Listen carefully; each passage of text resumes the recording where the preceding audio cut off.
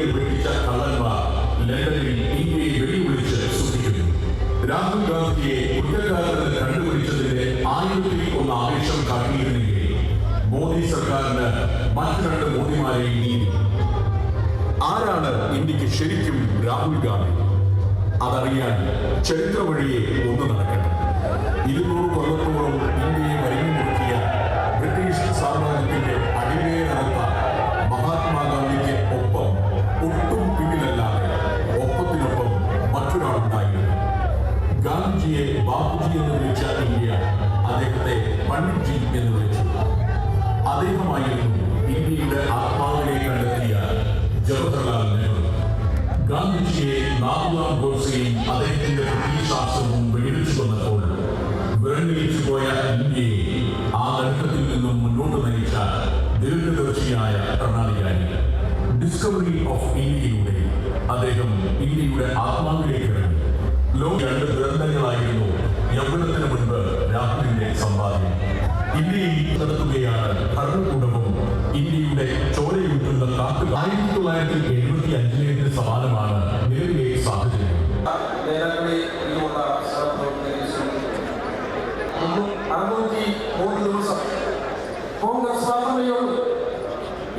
കോൺഗ്രസ് സമുചിതമായി ഇത് ആഘോഷിക്കുന്നതായി തന്നെ ഈ സമ്മേളനത്തിലേക്ക് കിട്ടിയിരിക്കുന്നു.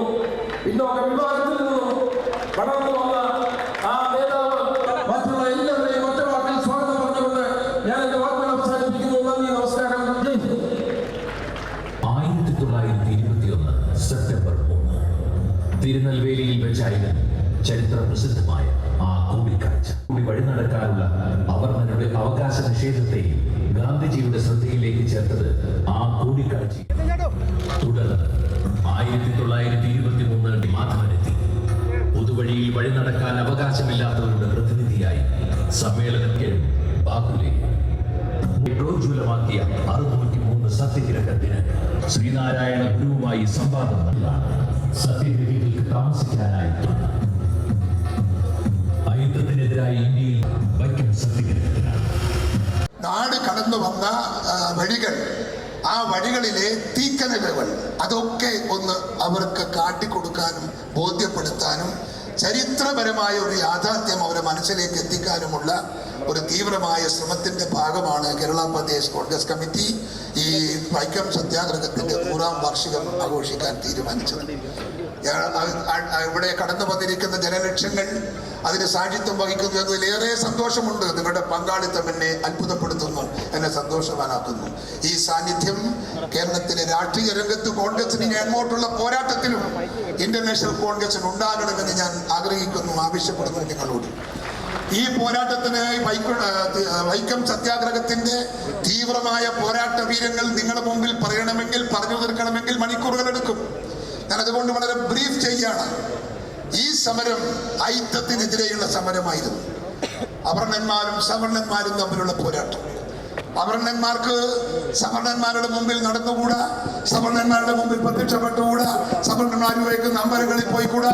അമ്പലത്തിൽ മാത്രമല്ല, അമ്പലത്തിന്റെ 400 മീറ്റർ അകലെ പാതയോരത്ത് വഴികൾ പോലും ഉപയോഗിക്കാൻ പാടില്ലാത്തൊരു കരുത്തിലുള്ള കാലഘട്ടം ഉണ്ടായിരുന്നു നമ്മുടെ നാട്ടിൽ. അമ്പലത്തിന്റെ മുമ്പിൽ പോയി ദൈവമേ ഒന്ന് വിളിക്കാനുള്ള സ്വാതന്ത്ര്യമില്ല, അവകാശമില്ല.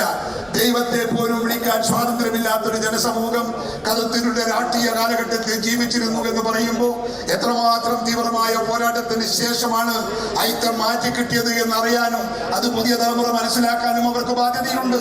അതിന്റെ ഒരു അനാവരണമാണ് നമ്മളിവിടെ നടത്തുന്നത് എന്ന് നിങ്ങൾക്ക് ഓർമ്മ വേണം. ക്ഷേത്രത്തിൽ ആരാധനയല്ല, അതിന് മുൻപിലൂടെ യാത്ര ചെയ്യാനല്ല, പാത ഉപയോഗിക്കാൻ പോലുമുള്ള മാർഗമില്ല. എൻ്റെ നാട്ടിൽ എൻ്റെ കുട്ടിപ്രായത്തിൽ ഞങ്ങളൊക്കെ നടന്നു പോകുമ്പോൾ പല്ലക്കിൽ ഉയർന്ന ജാതിക്കാർ പോകും അമ്പലത്തിലേക്ക്. എൻ്റെ നാട്ടിൽ ഒരുപാട് ക്ഷേത്രമുണ്ട്. ആ ക്ഷേത്രത്തിലേക്ക് പോകുന്നവരെയൊക്കെ ഈ പൂജാരിമാരെയൊക്കെ പല്ലക്കിലാണ് കൊണ്ടുപോകുക. ആ പല്ലക്കിൽ കൊണ്ടുപോകുമ്പോൾ മുമ്പിൽ നിന്ന് 2 പേർ ഒരു ശബ്ദം പുറപ്പെടുവിക്കും, ഓയ് ഓയ് ഓയ് ഓയ്. അപ്പോൾ ആ പരിസരത്തുള്ള ആളുകളൊക്കെ ഓടി മാറിക്കൊള്ളണം, മാറിയില്ലെങ്കിൽ അടി താഴെ വന്ന് വീഴും. അങ്ങനെ ഒരു കാലഘട്ടം ഉണ്ടായിരുന്നു എൻ്റെ കുട്ടിപ്രായത്തിൽ. അതുപോലെ തന്നെ കണ്ടാലും തൊട്ടാലും ദൃഷ്ടിയിൽപ്പെട്ടാലും ദോഷമുള്ള ആ കാലഘട്ടത്തെ മാറ്റിമറിച്ച് വൈക്കം സത്യാഗ്രഹത്തിലൂടെ പുതിയ ആത്മീയ സ്വാതന്ത്ര്യം നേടിയെടുത്ത ആദ്യത്തെ സംസ്ഥാനമാണ് കേരളം. ആ സംസ്ഥാനത്തിന്റെ പോരാട്ടം ഇന്ത്യയിലെ മറ്റു സംസ്ഥാനങ്ങളിലും അതിന്റെ വെളിച്ചം വീശിയിട്ടുണ്ട്. അതിന്റെ എല്ലാ ഫലങ്ങളും അവിടെയും കിട്ടിയിട്ടുണ്ട്. അഖിലേന്ത്യാ കോൺഗ്രസ് കമ്മിറ്റിയുടെ ആഹ്വാന പ്രകാരമാണ് വൈക്കം സത്യാഗ്രഹം ഇവിടെ നടക്കാൻ സാഹചര്യമുണ്ടായത്. അതിന്റെ മുൻപിൽ നിന്ന് ടി.കെ. മാധവൻ എന്ന് പറയുന്ന യോദ്ധാവായ കോൺഗ്രസ് നേതാവിനെ നമുക്ക് വിസ്മരിക്കാൻ സാധിക്കില്ല. അവിസ്മരണീയമായ ചരിത്രത്തിന്റെ ബാക്ക് ബോൺ ആരെന്ന് ചോദിച്ചാൽ ഒറ്റ ഉത്തരമേ ഉള്ളൂ, അത് നമ്മൾ ടി.കെ. മാധവനാണ് എന്ന് അക്ഷരാർത്ഥത്തിൽ ജനങ്ങൾ വിളിച്ചു പറയുമെന്നുള്ള വിശ്വാസം എനിക്കുണ്ട്. അദ്ദേഹം ഓൾ ഇന്ത്യ കോൺഗ്രസ് കമ്മിറ്റിയെ ബോധ്യപ്പെടുത്തി. അദ്ദേഹം കാക്കനാട് മീറ്റിംഗിൽ പങ്കെടുത്ത സന്ദർഭത്തിൽ അവിടെ പങ്കെടുത്ത മുഴുവൻ ആളുകളെയും അദ്ദേഹം അതിന്റെ രാഷ്ട്രീയ ആവശ്യം പറഞ്ഞ് ബോധ്യപ്പെടുത്തി കൊടുത്തു. കോൺഗ്രസ് എന്ന ദേശീയ പ്രസ്ഥാനത്തിന് ഏറ്റവും പിൻബലം തരേണ്ടുന്ന വർഗം നമ്മോടൊപ്പമില്ല. അവർ അകന്നു നിൽക്കുകയാണ്. അവരെ അടുപ്പിക്കണം. അവരെ അടുപ്പിച്ചാൽ അവർ നമ്മോടൊപ്പം നിൽക്കും.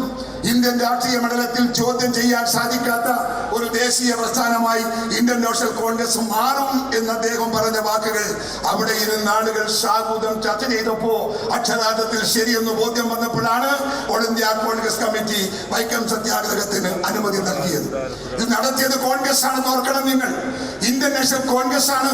ഒരു രാഷ്ട്രീയ പ്രസ്ഥാനത്തിനും ഇതിൽ പങ്കില്ല, അവകാശമില്ല.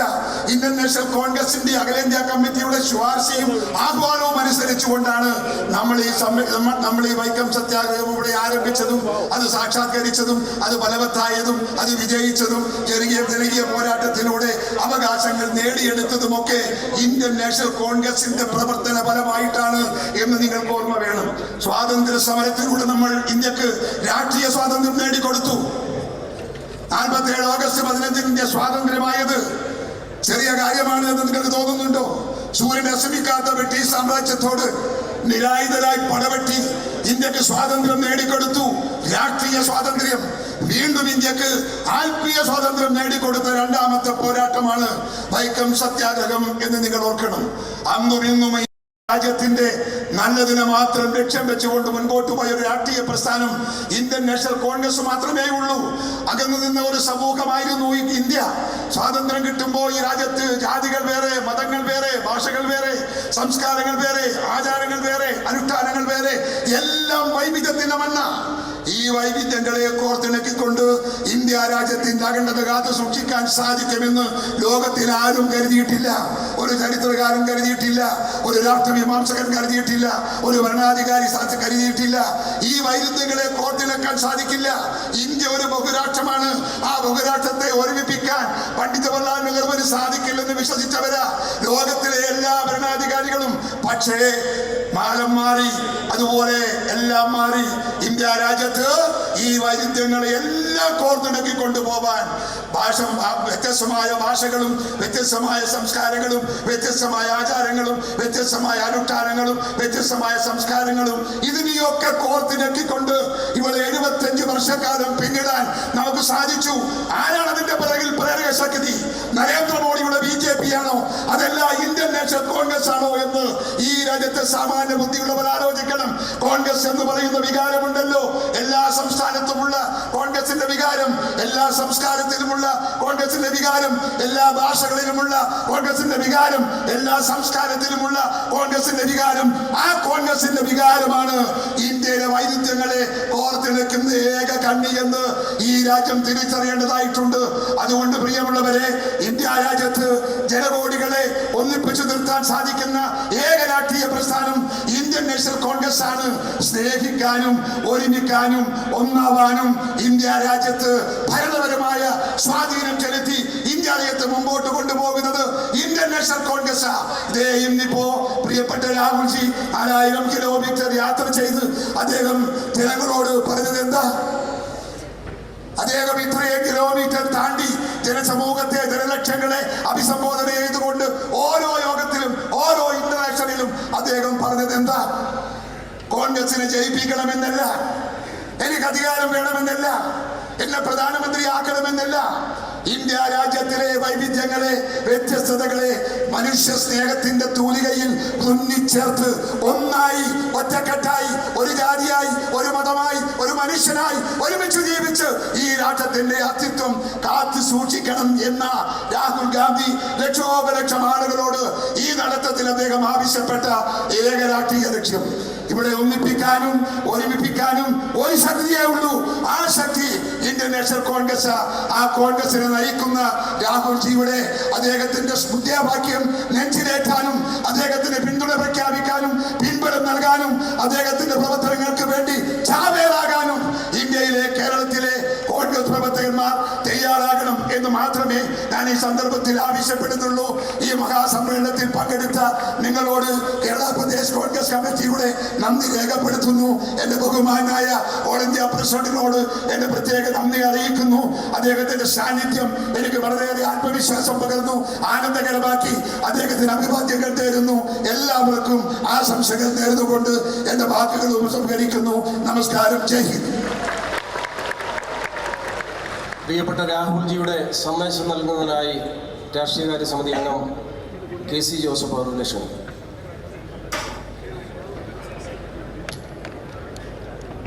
ബഹുമാനായ കോൺഗ്രസ് അധ്യക്ഷൻ മല്ലികാർജുൻ ഖാർഗെജി, വേദിയിലുള്ള കോൺഗ്രസ് നേതാക്കന്മാരെ, സഹപ്രവർത്തകന്മാരെ, Kerala Pradesh Congress committee സംഘടിപ്പിച്ചിട്ടുള്ള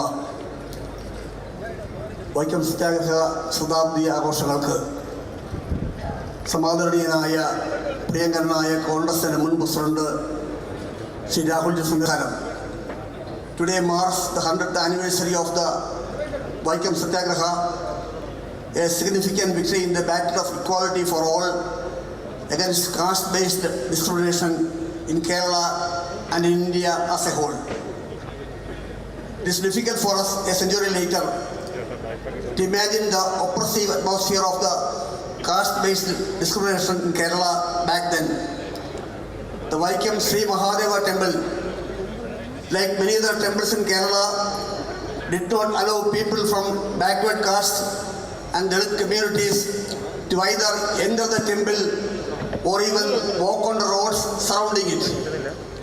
This inhuman condition was opposed by the Vaikom Satyagraha for over a year and a half, with people from all castes and communities coming together to demand the right to enter the temples. The Satyagraha started on March 30th, 1924, with thousands of khadi-wearing activists, including from Idava, Pulaya and Nair communities, offering Satyagraha by walking on the forbidden roads and then being arrested. The leaders included T.K. Madhavan, K. Kelappan, Manath Vatmanathan, K.P. Keshav Menon, K. Velayatha Menon, George Joseph and many others.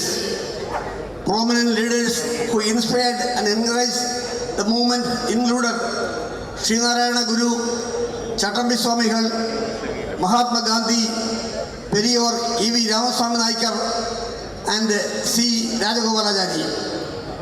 The Satyagraha paved the way for temple entry proclamations in the princely state of Travancore and all over India, and inspired Baba Sahib Ambedkar's Kalaram temple entry campaign in Nasik in 1930. The key role played by the leaders and workers of the Indian National Congress in this struggle is a matter of pride for all of us. Their fight against inequality for all forms through the methods of Himsa and Satyagraha inspires us to this day. The Bharat Jodo Yatra was an attempt to adopt these values and that are centuries old to meet the challenges of today, and we will continue to nurture this living legacy. As we remember the Vaikom Satyagraha today, we reflect on its enduring relevance. We must cultivate love and compassion in our hearts and minds for all our fellow citizens. We must learn from the practice of Satyagraha and civil disobedience which bore fruit not only in Vaikom but in the struggle against the communalism. Above all, we must develop the courage to act and openly for equality and social justice against all forms of injustice and oppression. Rahul Gandhi. Thank you.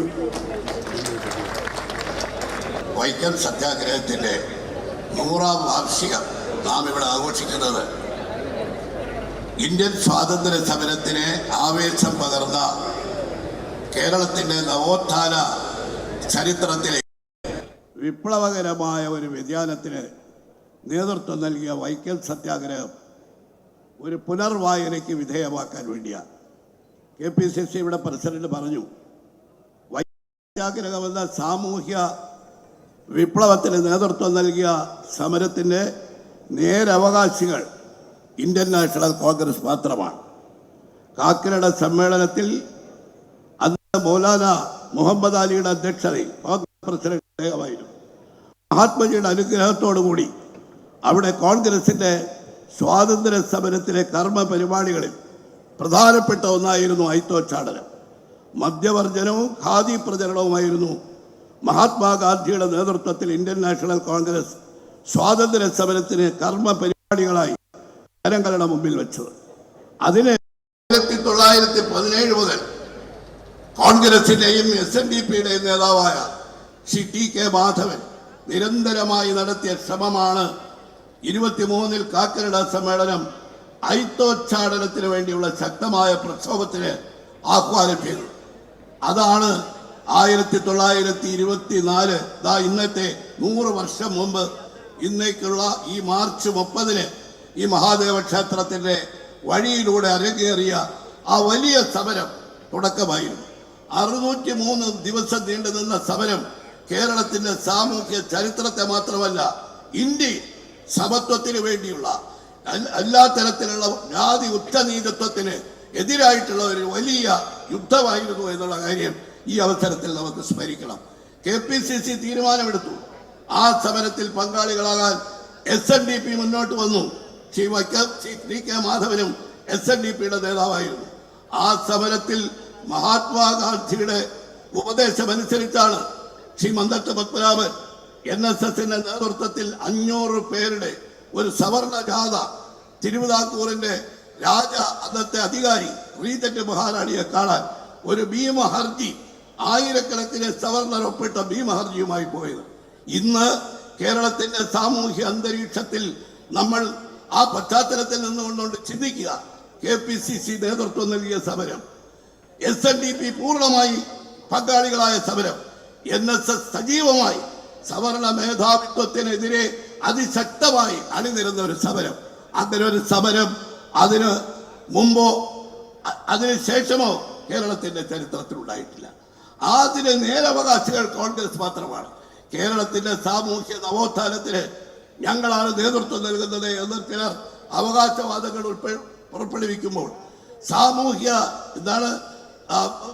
നവോത്ഥാന മതിലുകൾ കെട്ടുമ്പോൾ അവരെ ഓർമ്മിപ്പിക്കാനാണ് 100 വർഷം മുമ്പ് നടന്ന ഈ ചരിത്രം ഇന്നത്തെ തലമുറയ്ക്ക്, നാളത്തെ തലമുറയ്ക്ക് കൈമാറാനാണ് ഈ തരത്തിലുള്ള ഒരു വലിയ ആഘോഷ പരിപാടിക്ക് KPCC തയ്യാറായത്. ഇത് 100ാം വാർഷികം ആഘോഷിക്കാൻ തീരുമാനിച്ച KPCCയെ ഞാൻ എല്ലാം ഉൾക്കൊള്ളുന്നതാണെങ്കിൽ അതിൻ്റെ പ്രസിഡന്റിനെ ഞാൻ മുക്തകണ്ഠം പ്രശംസിക്കാൻ ഈ അവസരം ഉപയോഗിക്കുകയാണ്. കേരളത്തിന്റെ സാമൂഹ്യ ചരിത്രത്തിൽ കോൺഗ്രസിന്റെ പ്രഖ്യാപിത നയമാണിത്. കാരണം നിങ്ങൾ കോൺഗ്രസ് ചരിത്രം പരിശോധിച്ചാൽ അറിയാം, ഹിന്ദു മതത്തിന്റെ നവീകരണത്തിന് പരിഷ്കരണത്തിന് വേണ്ടി നടത്തിയിട്ടുള്ള പോരാട്ടങ്ങൾ രാജാറാം മോഹൻ റായിൽ നിന്ന് ആരംഭിച്ച് ഇങ്ങോട്ട് നോക്കിയാൽ അറിയാം, ദയാനന്ദ സരസ്വതി, ശ്രീരാമകൃഷ്ണ പരമഹംസൻ, സ്വാമി വിവേകാനന്ദൻ അവരിലൂടെ കടന്നു വന്ന് ഇവിടെ കേരളത്തിൽ ശ്രീനാരായണ ഗുരുദേവൻ, അയ്യങ്കാളി, ആ വിവിധ ആശയധാരകൾ ഒഴുകിയെത്തി അവസാനം ഒരു കേന്ദ്ര ബിന്ദുവിൽ കേന്ദ്രീകരിച്ചു. അത് മഹാത്മാഗാന്ധിയുടെ നേതൃത്വത്തിൽ നടന്ന സ്വാതന്ത്ര്യ സമരത്തിന്റെ അതായിരുന്നു ഈ വൈക്കം സത്യാഗ്രഹത്തിന്റെ ഏറ്റവും വലിയ ജീവ ബിന്ദു എന്നുള്ള കാര്യം മാത്രം ഇവിടെ ചൂണ്ടിക്കാണിച്ചുകൊണ്ട് 1 വർഷക്കാലം നീണ്ടു നിൽക്കുന്ന ഈ വൈക്കം സത്യാഗ്രഹ ജൂബിലി ആഘോഷങ്ങളിലൂടെ ഇന്ത്യൻ സ്വാതന്ത്ര്യ സമരത്തിൽ നമുക്ക് കൈവരിക്കാൻ കഴിഞ്ഞ ജനാധിപത്യവും മതേതരത്വവും ഇന്നതിൻ്റെ മരണമണി മുഴക്കൽ കേൾക്കുകയാണ്. ഇന്ത്യയുടെ ജനാധിപത്യത്തിന്റെ ശ്രീകോവിലിൽ രാഹുൽ ഗാന്ധിയെ തെരഞ്ഞെടുക്കപ്പെട്ട ജനപ്രതിനിധി അയോഗ്യത പ്രഖ്യാപിച്ചുകൊണ്ട് നടത്തിയ പ്രഖ്യാപനം ഇന്ത്യയുടെ മതേതരത്വത്തെ തകർത്ത് ഇന്ത്യയിൽ ഒരു മതരാഷ്ട്രം സ്ഥാപിക്കാനുള്ള BJPയുടെയും സംഘപരിവാറിന്റെയും ശ്രമങ്ങളുടെ മുമ്പിൽ വൈക്കം സത്യാഗ്രഹത്തിന്റെ 100ാം വാർഷികത്തിൽ നിന്ന് നാം ഉൾക്കൊള്ളുന്ന ഊർജവും ആവേശവും ഉൾക്കൊണ്ട് ജനാധിപത്യത്തിന്റെയും മതേതരത്വത്തിന്റെയും വെല്ലുവിളി നേരിടാൻ അതിജീവിക്കാനുള്ള ശക്തമായ പോരാട്ടത്തിന് നമുക്ക് മുന്നോട്ട് നീങ്ങാം.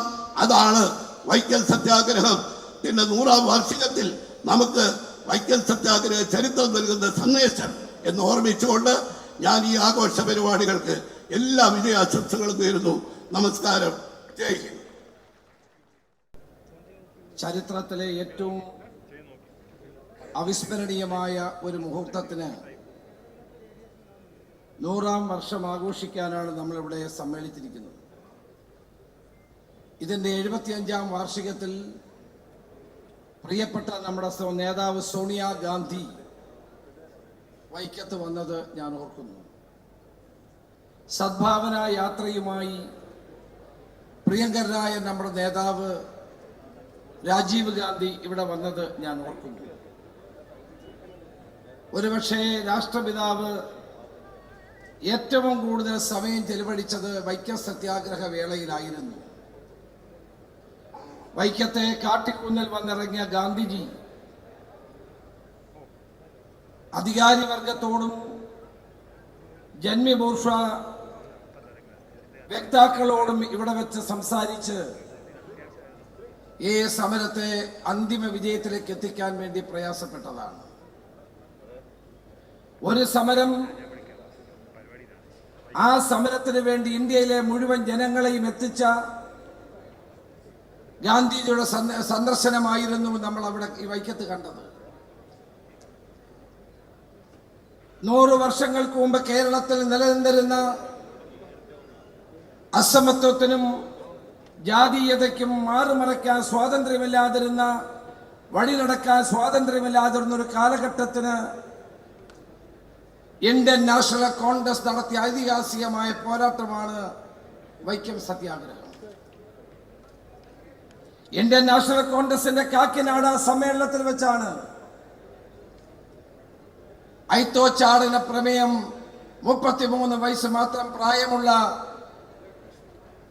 TK മാധവനെ കൊണ്ട് ഗാന്ധിജി അവതരിപ്പിച്ചത്. SNDP യോഗത്തിന്റെ ജനറൽ സെക്രട്ടറി ആയിരുന്ന TK മാധവൻ തിരുനെൽവേലിയിൽ ചെന്നുകൊണ്ടാണ് ഈഴവരാതി പിന്നോക്ക വിഭാഗങ്ങളും പട്ടികജാതിക്കാരും കേരളത്തിൽ നേരിടുന്ന ഗുരുതരമായ അവഗണന ചൂണ്ടിക്കാണിച്ചുകൊണ്ട് സംസാരിച്ചത്. കാക്കിനാട സമ്മേളനത്തിൽ വെച്ചാണ് ആദ്യമായി ഇന്ത്യൻ നാഷണൽ കോൺഗ്രസ് ഐത്തോച്ചാടന പ്രമേയം അവതരിപ്പിച്ച് പാസാക്കുന്നത്. സ്വാതന്ത്ര്യത്തിന് വേണ്ടി നടക്കുന്ന പോരാട്ടത്തോടൊപ്പം നാടിന്റെ സാമൂഹ്യ പുരോഗതിക്കും നവോത്ഥാന പ്രക്രിയയ്ക്ക് നേതൃത്വം കൊടുത്തത് ഇന്ത്യൻ നാഷണൽ കോൺഗ്രസ് തന്നെയായിരുന്നു. കേരളത്തിൽ കോൺഗ്രസിന്റെ നേതൃത്വത്തിലാണ് ഈ സമരം 100 വർഷങ്ങൾക്ക് മുമ്പ് ആരംഭിച്ചത്. ആദ്യത്തെ സമര ദിവസം പങ്കെടുത്തത് കുഞ്ഞപ്പി എന്നും ബാഹുലേയൻ എന്നും ഗോവിന്ദ പണിക്കർ എന്ന് പറയുന്ന 3 പേരായിരുന്നു. എല്ലാ പ്രതിസന്ധികളെയും നേരിട്ടുകൊണ്ട് ധീരമായിട്ടാണ് ഈ സമരം മുന്നോട്ട് പോയത്. ഗാന്ധിജി ശ്രീനാരായണ ഗുരുദേവനും പറഞ്ഞു, അഹിംസയുടെ പാതയിലൂടെ വേണം മുന്നോട്ട് പോകാൻ.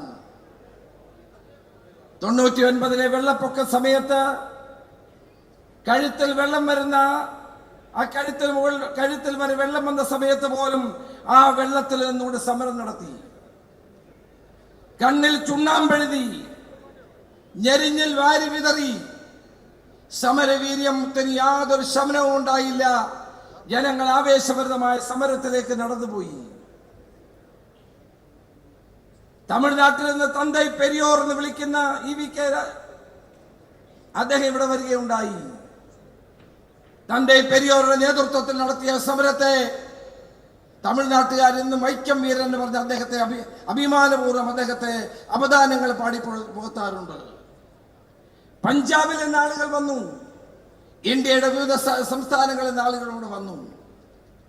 ഇത് ചൂണ്ടിക്കാണിക്കുന്നത് നവോത്ഥാനത്തിന്റെ കാഹളം മുഴക്കിയത് ഇന്ത്യൻ നാഷണൽ കോൺഗ്രസ് ആണ് ഇന്ത്യയിൽ. അതിന്റെ രണഭൂമിയായിരുന്നു വൈക്കം. ഈ വൈക്കത്തിന്റെ മണ്ണിൽ 603 ദിവസക്കാലം നടന്ന ധീരമായ പോരാട്ടം സ്വാതന്ത്ര്യ സമരത്തിലേക്കുള്ള കരുത്തുള്ള ഒരു പ്രസ്ഥാനത്തെ വളർത്തിയെടുക്കാൻ വേണ്ടിയിട്ടുള്ളത് കൂടിയായിരുന്നു. ശ്രീനാരായണ ഗുരുദേവന്റെ അനുഗ്രഹാശിസുകളോടെ TK മാധവന്റെ നേതൃത്വത്തിൽ ആരംഭിച്ച ഈ സമരം ഇവിടെ ചൂണ്ടിക്കാണിച്ച പോലെ ഭാരത കേസരി മന്നത്ത് പത്മനാഭന്റെ നേതൃത്വത്തിൽ ഒരു സവർണ ജാഥ അവർണർക്ക് വേണ്ടി നടത്തി ചരിത്രം തിരുത്തിയ നാടാണിത്. മതസൗഹാർദ്ദവും മതപരമായ ഐക്യവും ഇവിടെ ഊട്ടി ഉറപ്പിച്ചുകൊണ്ടാണ് ഈ സമരം മുന്നോട്ട് പോയത്. ഭയപ്പെടുന്ന ആളുകൾക്കെതിരെ ഭയപ്പെടുത്താൻ ശ്രമിക്കുന്നവർക്കെതിരെ അചഞ്ചലമായ പോരാട്ടമാണ് ഇന്ത്യൻ നാഷണൽ കോൺഗ്രസിന്റെ നേതൃത്വത്തിൽ ഇവിടെ നടന്നത്. ഇന്ന് ആ കോൺഗ്രസിനെ ഭയപ്പെടുത്താൻ നോക്കുന്നവരിവിടെയുണ്ട്. ഇന്ന് ആ കോൺഗ്രസിനെ കടലാസ് പുലി കാണിച്ച് ഭയപ്പെടുത്താൻ ശ്രമിക്കുന്നവരോട് ഞാൻ പറയാൻ ആഗ്രഹിക്കുന്നു, കോൺഗ്രസ് തകരില്ല, തളരില്ല, അതിശക്തമായി തന്നെ കോൺഗ്രസ് മുന്നോട്ട് പോകുമെന്ന് പറയാൻ ഞാൻ ആഗ്രഹിക്കുന്നു. നമ്മുടെ പ്രിയപ്പെട്ട നേതാവ് രാഹുൽ ഗാന്ധിയെ പാർലമെന്റിൽ പുറത്താക്കിക്കൊണ്ട് ഈ നാട്ടിൽ വെറുപ്പിന്റെ രാഷ്ട്രീയം ഉയർത്തിപ്പിടിക്കുന്നവർക്കെതിരെ വൈക്കം സത്യാഗ്രഹം നമുക്ക് ആവേശം നൽകും. ആ പോരാട്ടത്തിൽ നമുക്ക് ഒറ്റക്കെട്ടായി മുന്നോട്ട് തന്നെ പോകുമെന്ന് പറയാൻ ഞാൻ ആഗ്രഹിക്കുകയാണ്. രാഹുൽ ഗാന്ധിയെ ഒറ്റപ്പെടുത്തി ഒരു കാലത്ത് ജന്മി മുതലാളി വർഗം ചെയ്തതുപോലെ ഭരണകൂടം നമ്മളെ ഇല്ലായ്മ ചെയ്യാൻ ശ്രമിക്കുന്നു. സത്യത്തെ ക്രൂശിലേറ്റുന്നു. സത്യം പറയുന്നവരെ വെല്ലുവിളിക്കുന്നു. സത്യം പറയുന്നവരെ ജയിലിലടയ്ക്കുന്നു. അതിനെതിരായ പോരാട്ടം, ആ പോരാട്ടത്തിൽ 100 വർഷം മുമ്പ് നടന്ന വൈക്കം സത്യാഗ്രഹം നമുക്ക് ആവേശം നൽകും. രാഹുൽ ഗാന്ധി ഒറ്റയ്ക്കല്ല, ഇന്ത്യയിലെ സത്യം പറയുന്ന മുഴുവൻ ജനങ്ങളും രാഹുൽ ഗാന്ധിയോടൊപ്പം നിന്നുകൊണ്ട് പോരാടും. രാഹുൽ ഗാന്ധി ഉയർത്തിപ്പിടിക്കുന്നത് സ്നേഹത്തിന്റെ സന്ദേശമാണ്, വെറുപ്പിനെതിരായ സന്ദേശമാണ്. ഗാന്ധിജി ഉയർത്തിപ്പിടിച്ചതും അതേ സന്ദേശം തന്നെയാണ്. ഇവിടെ ശ്രീനാരായണ ഗുരുദേവൻ ഉയർത്തിപ്പിടിച്ചത് തന്നെയാണ്. അതിനുവേണ്ടി നമുക്ക് ഒരുമിച്ച് പോരാമെന്ന് മാത്രം പറഞ്ഞുകൊണ്ട് ഈ 1 വർഷക്കാലം നീണ്ടു നിൽക്കുന്ന പരിപാടിക്ക് രൂപം കൊടുത്ത KPCC പ്രസിഡന്റ് K. സുധാകരനെയും കേരള പ്രദേശ് കോൺഗ്രസ് കമ്മിറ്റിയെ അഭിനന്ദിച്ചുകൊണ്ട് ഞാൻ എന്റെ വാക്ക് നിർത്തുന്നു. നമസ്കാരം. ജയ് Hind.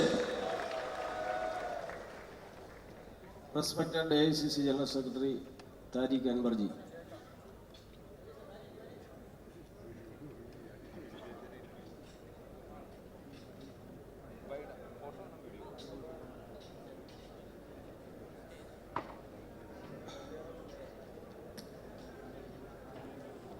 Honorable Congress National President Mallikarjun Kharge ji, our PCC President K. Sudhakaran ji, Vidu Gopal ji, Shashidharan ji, Ramesh Chalitala ji, Hassan ji, Working President Suresh ji, all MPs, MLAs sitting on the dais, other dignitaries, ladies and gentlemen, I will not take your much time because all you are waiting for our national president's speech. So in short, I will say that I am feeling very proud that today I am attending a historical function, historical program, Vaikom Satyagraha. The Vaikom Satyagraha is not only Satyagraha, it contributed a lot in the freedom struggle also. And it became a milestone for the freedom struggle. So that's why the Gandhiji our senior leaders like Pandit Jawaharlal Nehru ji, Sardar Patel ji, all others, Congress leaders, they supported this movement because this was against the inhuman and against the human rights, because some backward communities, they are not allowed to enter in the temple. I think this is a type of atrocities, and that's why this struggle started. And this struggle got momentum day by day. All people have supported this Satyagraha, and I must say, because those people who led this Satyagraha, including K. Kelappan, who was a Kerala Gandhi, later on the people call him Kerala Gandhi, and Madhavanji and C. Kesavanji. So many social reformers also involved is this movement. So I can say in short that it is a historical occasion that today we are celebrating this Satyagraha.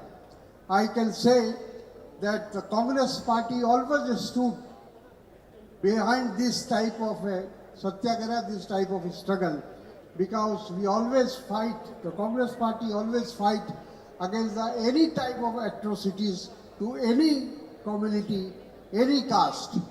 So I am sure that our struggle will continue. The Congress party, what we are facing nowadays, we will also,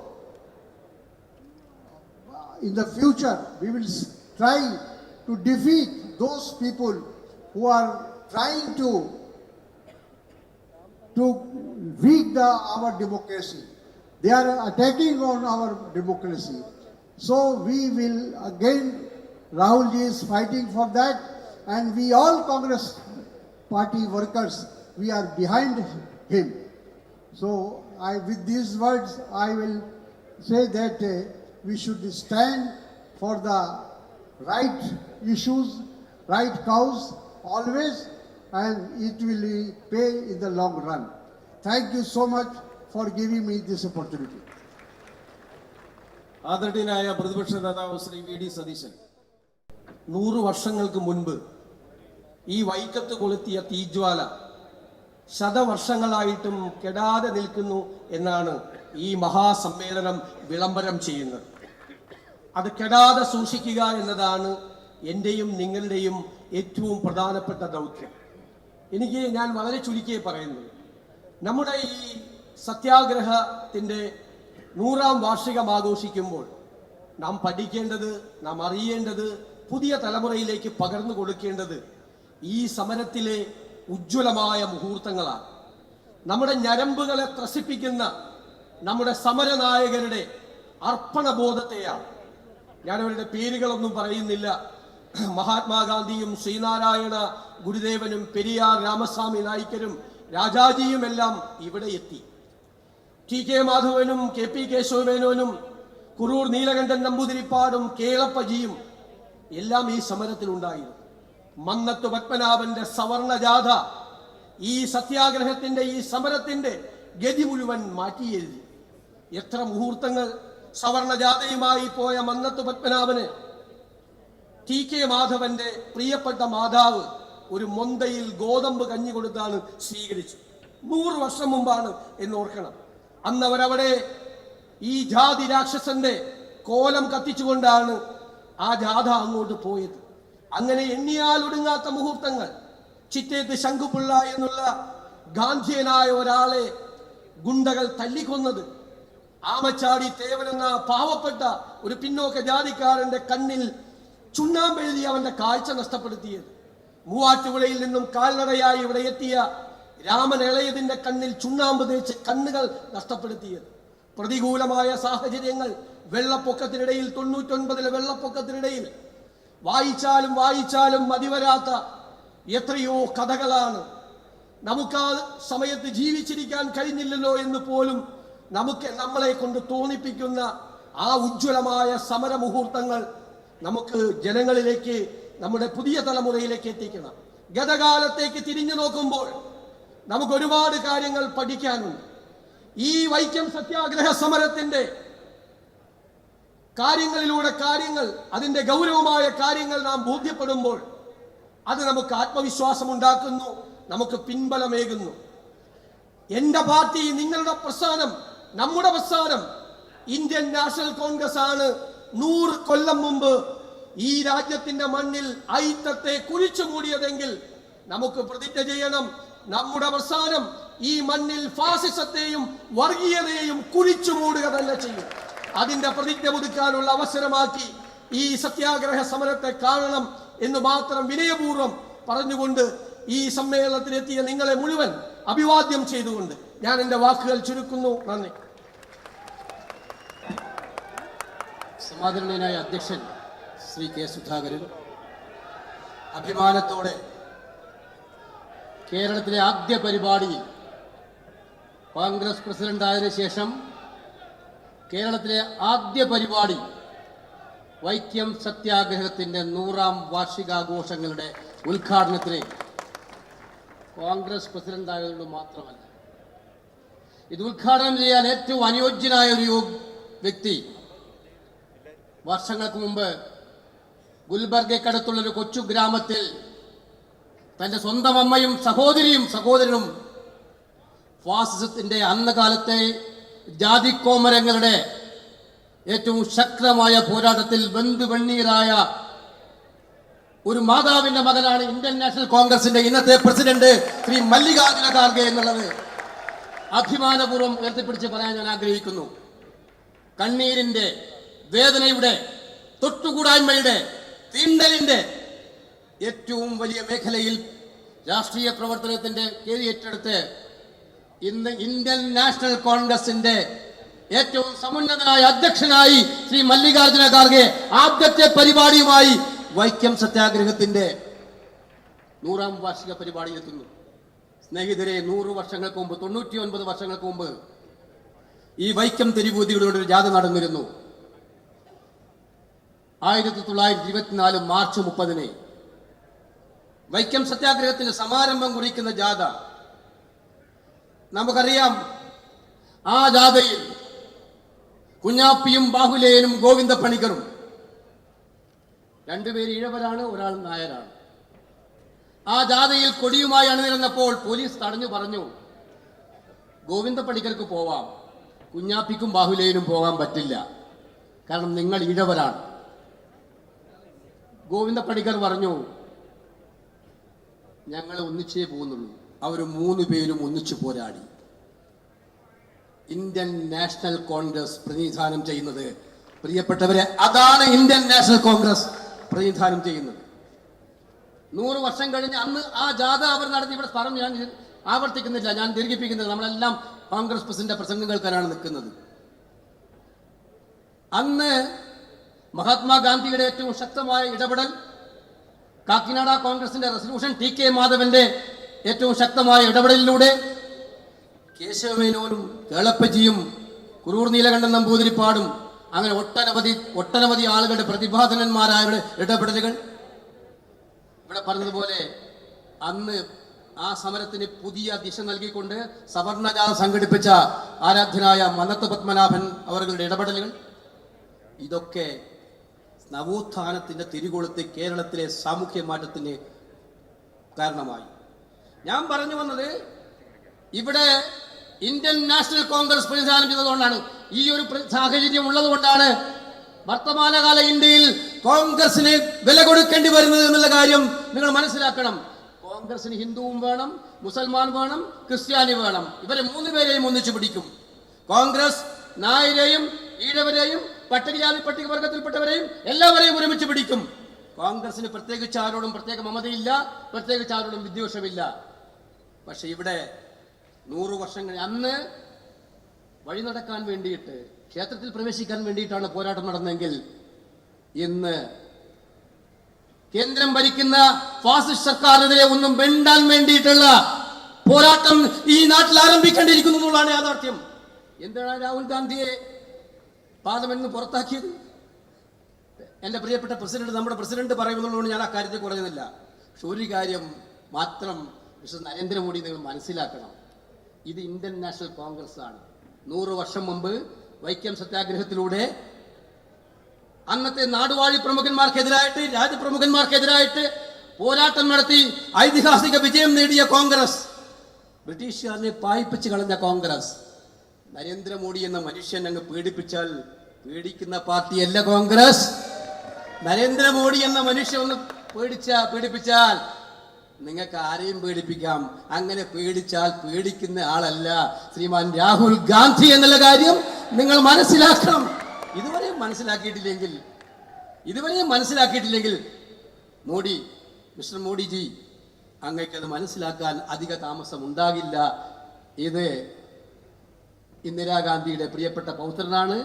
Rajeev ഗാന്ധിയുടെയും സോണിയാഗാന്ധിയുടെയും ഇതിലുപരിയായിട്ട് ലക്ഷോപലക്ഷം ജനങ്ങളുടെ മനസ്സിനകത്ത് അവർ സ്നേഹവാത്സല്യം കൊണ്ട് താലോലിക്കുന്ന ഉജ്ജ്വലനായ നേതാവാണ് രാഹുൽ ഗാന്ധി എന്ന് മാത്രം പറഞ്ഞുകൊണ്ട് ഈ ഐതിഹാസികമായ തുടക്കം നമുക്ക് ഇവിടെ അവസാനിക്കുന്നത്. ഈ പോരാട്ടം നമ്മൾ ഇന്ന് കേരളത്തിലും ഇന്ത്യയിലും നടത്തുന്ന പോരാട്ടം, ഞാൻ നേരത്തെ പറഞ്ഞു, തെറ്റുകൾക്കെതിരായി, അഴിമതിക്കെതിരായി വിരൽ ചൂണ്ടാൻ, സംസാരിക്കാൻ വേണ്ടിയിട്ടുള്ള, അതിനു വേണ്ടിയുള്ള സ്വാതന്ത്ര്യത്തിന് വേണ്ടിയുള്ള പോരാട്ടമാണ്. ആ പോരാട്ടം രാഹുൽ ഗാന്ധി നയിക്കുമ്പോൾ രാഹുൽ ഗാന്ധിയെ തകർക്കാൻ ശ്രമിക്കുന്ന ശക്തികൾക്കെതിരായിട്ടുള്ള പോരാട്ടമാണ്. ആരെതിർത്താലും, ആര് തകർക്കാൻ ശ്രമിച്ചാലും തെരുവീതികളിലൂടെ കോൺഗ്രസും മാത്രമല്ല ഇന്ത്യയിലെ പ്രതിപക്ഷ പ്രസ്ഥാനവും ഒറ്റക്കെട്ടായി നിങ്ങൾക്കെതിരായി അണിനിരക്കും. അതിന്റെ പടഹധ്വനിയാണ് ഇവിടെ നിന്നും ഉയർന്നത് എന്ന് സൂചിപ്പിച്ചുകൊണ്ട് വൈക്കം സത്യാഗ്രഹത്തിൽ പങ്കെടുത്ത് നമുക്ക് വഴികാട്ടികളായ എല്ലാവർക്കും അങ്ങേയറ്റത്തെ സല്യൂട്ട് അർപ്പിച്ചുകൊണ്ട് എന്റെ വാക്കുകൾ അവസാനിപ്പിക്കുന്നു. നമസ്കാരം. ജയ് Hind. On behalf of Satyagraha Centenary Celebration Committee and KPCC, I cordially invite Honorable Congress President Mallikarjuna Kharge ji to inaugurate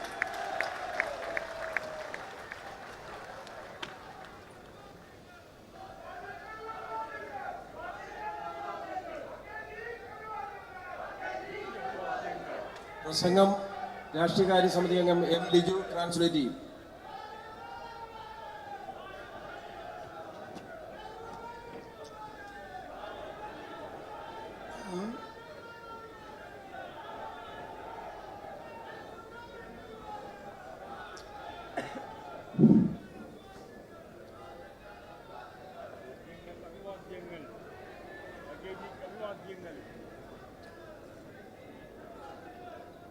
Shri K.C. Venugopal ji, General Secretary, Organization, Shri K. Sudhakaran ji, President, Kerala Congress Committee, Shri V.D. Satishan, CLP leader. Sorry, because short of time I can't take the names of all the important leaders who are sitting on the dais and also the leaders who are sitting there. So all senior leaders on the dais, friends from the media and brothers and sisters. AICCയുടെ സംഘടനാ ചുമതലയുള്ള general secretary Shri K.C. Venugopal, KPCC അധ്യക്ഷൻ Shri K Sudhakaran അവർ, മറ്റ് ഏറ്റവും ബഹുമാന്യരായ നേതാക്കൾ, സമയ ചുരുക്കം നിമിത്തം മുഴുവൻ ആളുകളുടെയും പേര് പറയുന്നില്ല.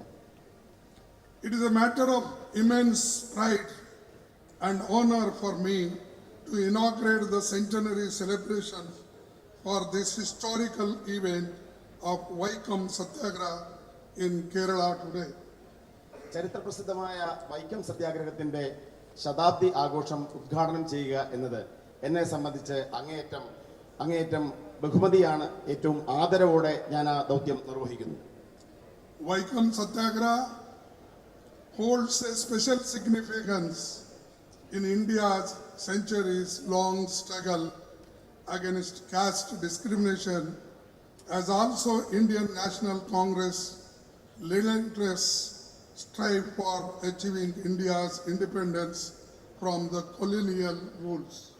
ഇന്ത്യയുടെ നൂറ്റാണ്ടുകൾ നീണ്ട ജാതി വിവേചനത്തിനെതിരെയുള്ള പോരാട്ടത്തിലും ഇന്ത്യൻ നാഷണൽ കോൺഗ്രസിന്റെ കോളനി ഭരണത്തിൽ നിന്നും ഈ രാജ്യത്തെ മോചിപ്പിക്കാനുള്ള ദേശീയ വിമോചന സമര പോരാട്ടത്തിലും നിർണായകമായ പങ്കുവഹിക്കുന്ന ഒന്നാണ് വൈക്കം സത്യാഗ്രഹം.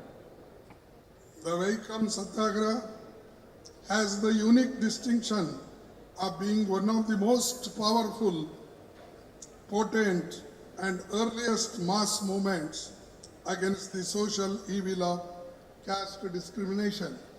ജാതി വിവേചനത്തിനെതിരെയുള്ള ഏറ്റവും അതിശക്തമായ പോരാട്ടം ഇന്ത്യയിൽ ആദ്യമായി നടന്ന ജനായത്ത മുന്നേറ്റങ്ങൾ ആണ് വൈക്കം സത്യാഗ്രഹം എന്നത് അതിനൊരു പ്രത്യേകമായ പ്രാധാന്യം നൽകുന്നു. This movement was initiated almost 100 years ago on this very day in 1924 by then Kerala Pradesh Congress Committee. ഇന്നേക്ക് ഏകദേശം ഒരു നൂറ്റാണ്ട് മുമ്പ് ഇതേ ദിവസത്തിൽ അന്നത്തെ പ്രദേശ് കോൺഗ്രസ് കമ്മിറ്റിയാണ് വൈക്കം സത്യാഗ്രഹം എന്ന ഇതിഹാസതുല്യമായ സമരത്തിന് തുടക്കം കുറിച്ചത്. The Vaikom Satyagraha has conceived by Sri T.K. Madhavan, a prominent social worker and Congress leader and a follower of Sri Narayan Guru. Sreenarayana ഗുരുദേവന്റെ ശിഷ്യനും പ്രമുഖനായ സാമൂഹ്യ പ്രവർത്തകനും ഇന്ത്യൻ നാഷണൽ കോൺഗ്രസിന്റെ നേതാവുമായ ശ്രീ ടി കെ മാധവനാണ് വൈക്കം സത്യാഗ്രഹത്തിന്റെ സംയോജകൻ. The protest demanded the right of the untouchables to walk freely on the roads around the Vaikom temple. തൊട്ടുകൂടാത്തവർ എന്ന പേരിൽ അകറ്റി നിർത്തപ്പെട്ട ജനവിഭാഗങ്ങൾക്ക് വൈക്കം ക്ഷേത്രത്തിന്റെ ചുറ്റുമുള്ള വഴികളിലൂടെ നടക്കുവാനുള്ള അവകാശത്തിന് വേണ്ടിയാണ് വൈക്കം സത്യാഗ്രഹ പോരാട്ടം ആരംഭിച്ചത്. In pre-independence India, untouchables were barred from entering the temples. സ്വാതന്ത്ര്യപൂർവ്വ ഇന്ത്യയിൽ തൊട്ടുകൂടാത്തവർ എന്ന് വിശേഷിപ്പിക്കപ്പെട്ട ജനവിഭാഗത്തിന് ക്ഷേത്രത്തിൽ പ്രവേശിക്കുവാൻ അവകാശമുണ്ടായിരുന്നില്ല. Even Sri Narayan Guru was stopped from using the roads near the temple once. A prominent social reformers, Sri K.P. Keshav Menon and Sri K. Kelappan were also actively associated with this movement. എന്തിനേറെ പറയുന്നു, ശ്രീനാരായണ ഗുരുദേവന് പോലും ഒരിക്കൽ വൈക്കം ക്ഷേത്രത്തിന്റെ ചുറ്റുവട്ടമുള്ള വഴികളിലൂടെ നടക്കുവാനുള്ള അവകാശം നിഷേധിക്കപ്പെട്ടിരുന്നു. പ്രമുഖരായ സാമൂഹ്യ പരിഷ്കർത്താക്കൾ ശ്രീ കെ കേളപ്പനും കെ പി കേശവ മേനോനും വൈക്കം സത്യാഗ്രഹത്തിന് നേതൃത്വം കൊടുത്ത പ്രമുഖരായ വ്യക്തികളാണ്. Being most prominent, NSS leader Sri Mannath Padmanabhan led a jatha supporting Vaikom Satyagraha. Vaikom സത്യാഗ്രഹത്തെ പിന്തുണച്ചുകൊണ്ട് പ്രമുഖനായ മുന്നോക്ക സമുദായ നേതാവ് ശ്രീ മന്നത്ത് പത്മനാഭൻ വൈക്കത്തു നിന്നും തിരുവനന്തപുരത്തേക്ക് സവർണ ജാഥ നയിച്ചു. Known as Swarna Jatha, this Padayatra was from Vaikom to Trivandrum. He submitted a memorandum signed by 23,000 upper caste people in support of demands of Vaikom Satyagraha. സവർണ ജാഥ എന്ന് പേരിട്ട ഈ ഐതിഹാസികമായ യാത്ര വൈക്കത്തു നിന്നും തിരുവനന്തപുരത്തെത്തി 23,000 സവർണ സമുദായാംഗങ്ങൾ ഒപ്പിട്ട വൈക്കം സത്യാഗ്രഹത്തെ പിന്തുണയ്ക്കുന്ന ഹർജി സമർപ്പിക്കപ്പെടുകയുണ്ടായി. The Satyagraha had all the support and blessings of Sri Narayana Guru. Sreenarayana ഗുരുദേവന്റെ എല്ലാ അനുഗ്രഹവും പിന്തുണയും ഈ സത്യാഗ്രഹത്തിനുണ്ടായിരുന്നു. The watershed movement set the tone for social reforms in India. It had the blessings of none other than Mahatma Gandhi ji, who himself visited Vaikom in 1925. ഇന്ത്യയിൽ സാമൂഹ്യ മാറ്റത്തിന്റെ വലിയ തുടക്കം കുറിച്ച വൈക്കം സത്യാഗ്രഹം എന്ന ഈ ഉജ്ജ്വലമായ സമരത്തിന് മഹാത്മാഗാന്ധി എന്ന മഹാനായ നമ്മുടെ നേതാവിന്റെ എല്ലാ പിന്തുണയും അനുഗ്രഹവും നേതൃത്വവും ഉണ്ടായിരുന്നു. He wrote in favor of temple entry during the Satyagraha. സത്യാഗ്രഹത്തിന്റെ കാലഘട്ടത്തിൽ അദ്ദേഹം ക്ഷേത്രപ്രവേശനത്തിന് അനുകൂലമായി എഴുതുകയുണ്ടായി. After the intervention of Mahatma Gandhi ji, the agitation was called off. A compromise was reached with Regent Sethu Lakshmibai. Vaikom Satyagraha brought the method of non-violent public protest to Kerala. Mahatma Gandhi അന്നത്തെ region Sethulakshmi തമ്പുരാട്ടിയുമായി നടത്തിയ ചർച്ചകളെ തുടർന്ന് വൈക്കം സത്യാഗ്രഹം വിജയകരമായി പര്യവസാനിച്ച് പിൻവലിക്കപ്പെടുകയുണ്ടായി. This satyagraha has been the most prominent non-violent agitation in the annals of Indian history. India ചരിത്രത്തിൽ അഹിംസയിൽ ഊന്നി നിന്നുകൊണ്ട് നടത്തിയ ഏറ്റവും മഹത്തായ സമരമാണ് വൈക്കം സത്യാഗ്രഹ സമരം. The movement carried with a compelling message. It enthused people all across India, hailing from different castes and religions, to be a part of this movement to open temple gates for everyone. ഈ രാജ്യത്ത് കോടിക്കണക്കിന് ജനതയ്ക്ക് പ്രചോദനം നൽകി വ്യത്യസ്തമായ ജാതി മത വർണ്ണ വിഭാഗങ്ങളിൽപ്പെടുന്ന ലക്ഷക്കണക്കിന് മനുഷ്യർക്ക് ആ മനുഷ്യരെ ക്ഷേത്രപ്രവേശനമെന്ന അവകാശത്തിന് വേണ്ടി അണിനിരത്തുവാനും അതിലോട്ട് മുന്നോട്ട് വരുവാനും വൈക്കം സത്യാഗ്രഹത്തിന് വിജയം കാരണമായി. This movement was not only precursor to the temple entry movements in Kerala, but also played a pivotal role in the social and cultural transformation of the state. കേവലം നമ്മുടെ സംസ്ഥാനത്ത് ക്ഷേത്രപ്രവേശനത്തിലേക്ക് മാത്രമല്ല വൈക്കം സത്യാഗ്രഹത്തിന്റെ വിജയം വഴിതെളിച്ചത്. നമ്മുടെ നാടിന്റെ സാംസ്കാരികവും അതോടൊപ്പം തന്നെ സാമൂഹ്യമായ മാറ്റങ്ങളിൽ നിർണായകമായ പങ്കാണ് വൈക്കം സത്യാഗ്രഹം വഹിച്ചത്. Mahatma Gandhi ji did not just become a part of the Vaikom Satyagraha. He was continuously active till the temple entry law was passed. കേവലം വൈക്കം സത്യാഗ്രഹത്തിൽ പങ്കാളിയാകുക മാത്രമല്ല മഹാത്മ ചെയ്തത്, ക്ഷേത്രപ്രവേശനത്തിനുള്ള പ്രഖ്യാപനം വരുന്നതുവരെ ഈ സമരത്തിന്റെ നേതൃത്വത്തിലും പങ്കാളിത്തത്തിലും അദ്ദേഹം നിർണായകമായ പങ്ക് വഹിച്ചു. He made many journeys in South India during his lifetime. He visited Kerala 5 times, starting from 1920 to 1937.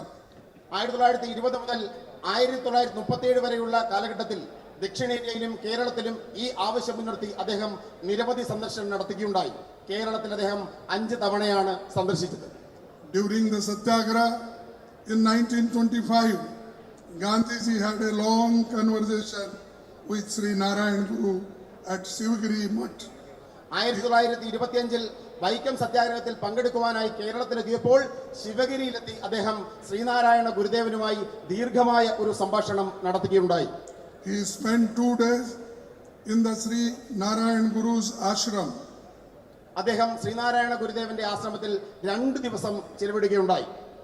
In the presence of Sarvasri Sri Rajgopalacharya, E.V. Ramaswamy Naikar, Ramdas Gandhi, Mahadev Desai, Advocate N. Kumaran acted as a translator.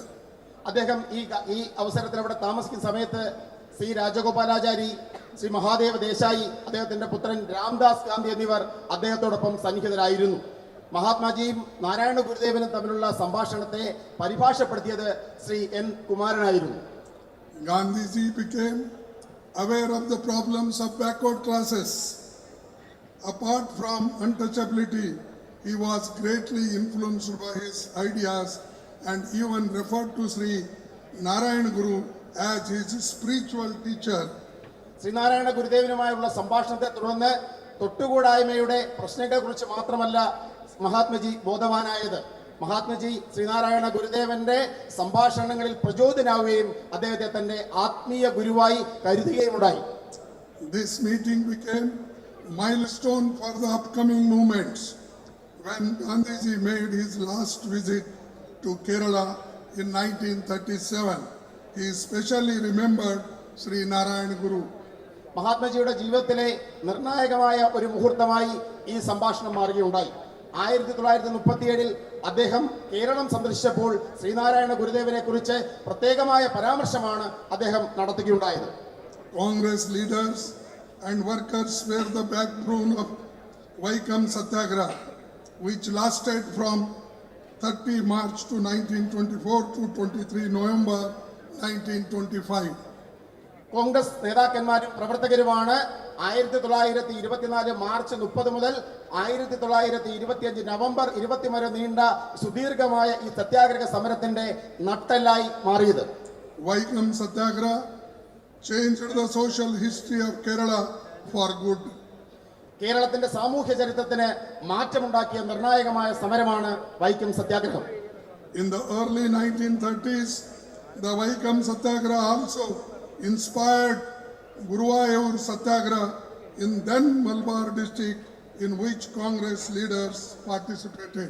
1930ന്റെ ആദ്യ പാദങ്ങളിൽ മലബാറിൽ ഗുരുവായൂർ സത്യാഗ്രഹത്തിന് പ്രചോദനമായി മാറിയത് Vaikom സത്യാഗ്രഹമാണ്. RSS had no role in this movement. RSSന് ഈ മഹത്തായ സമരത്തിൽ യാതൊരു പങ്കുമില്ല.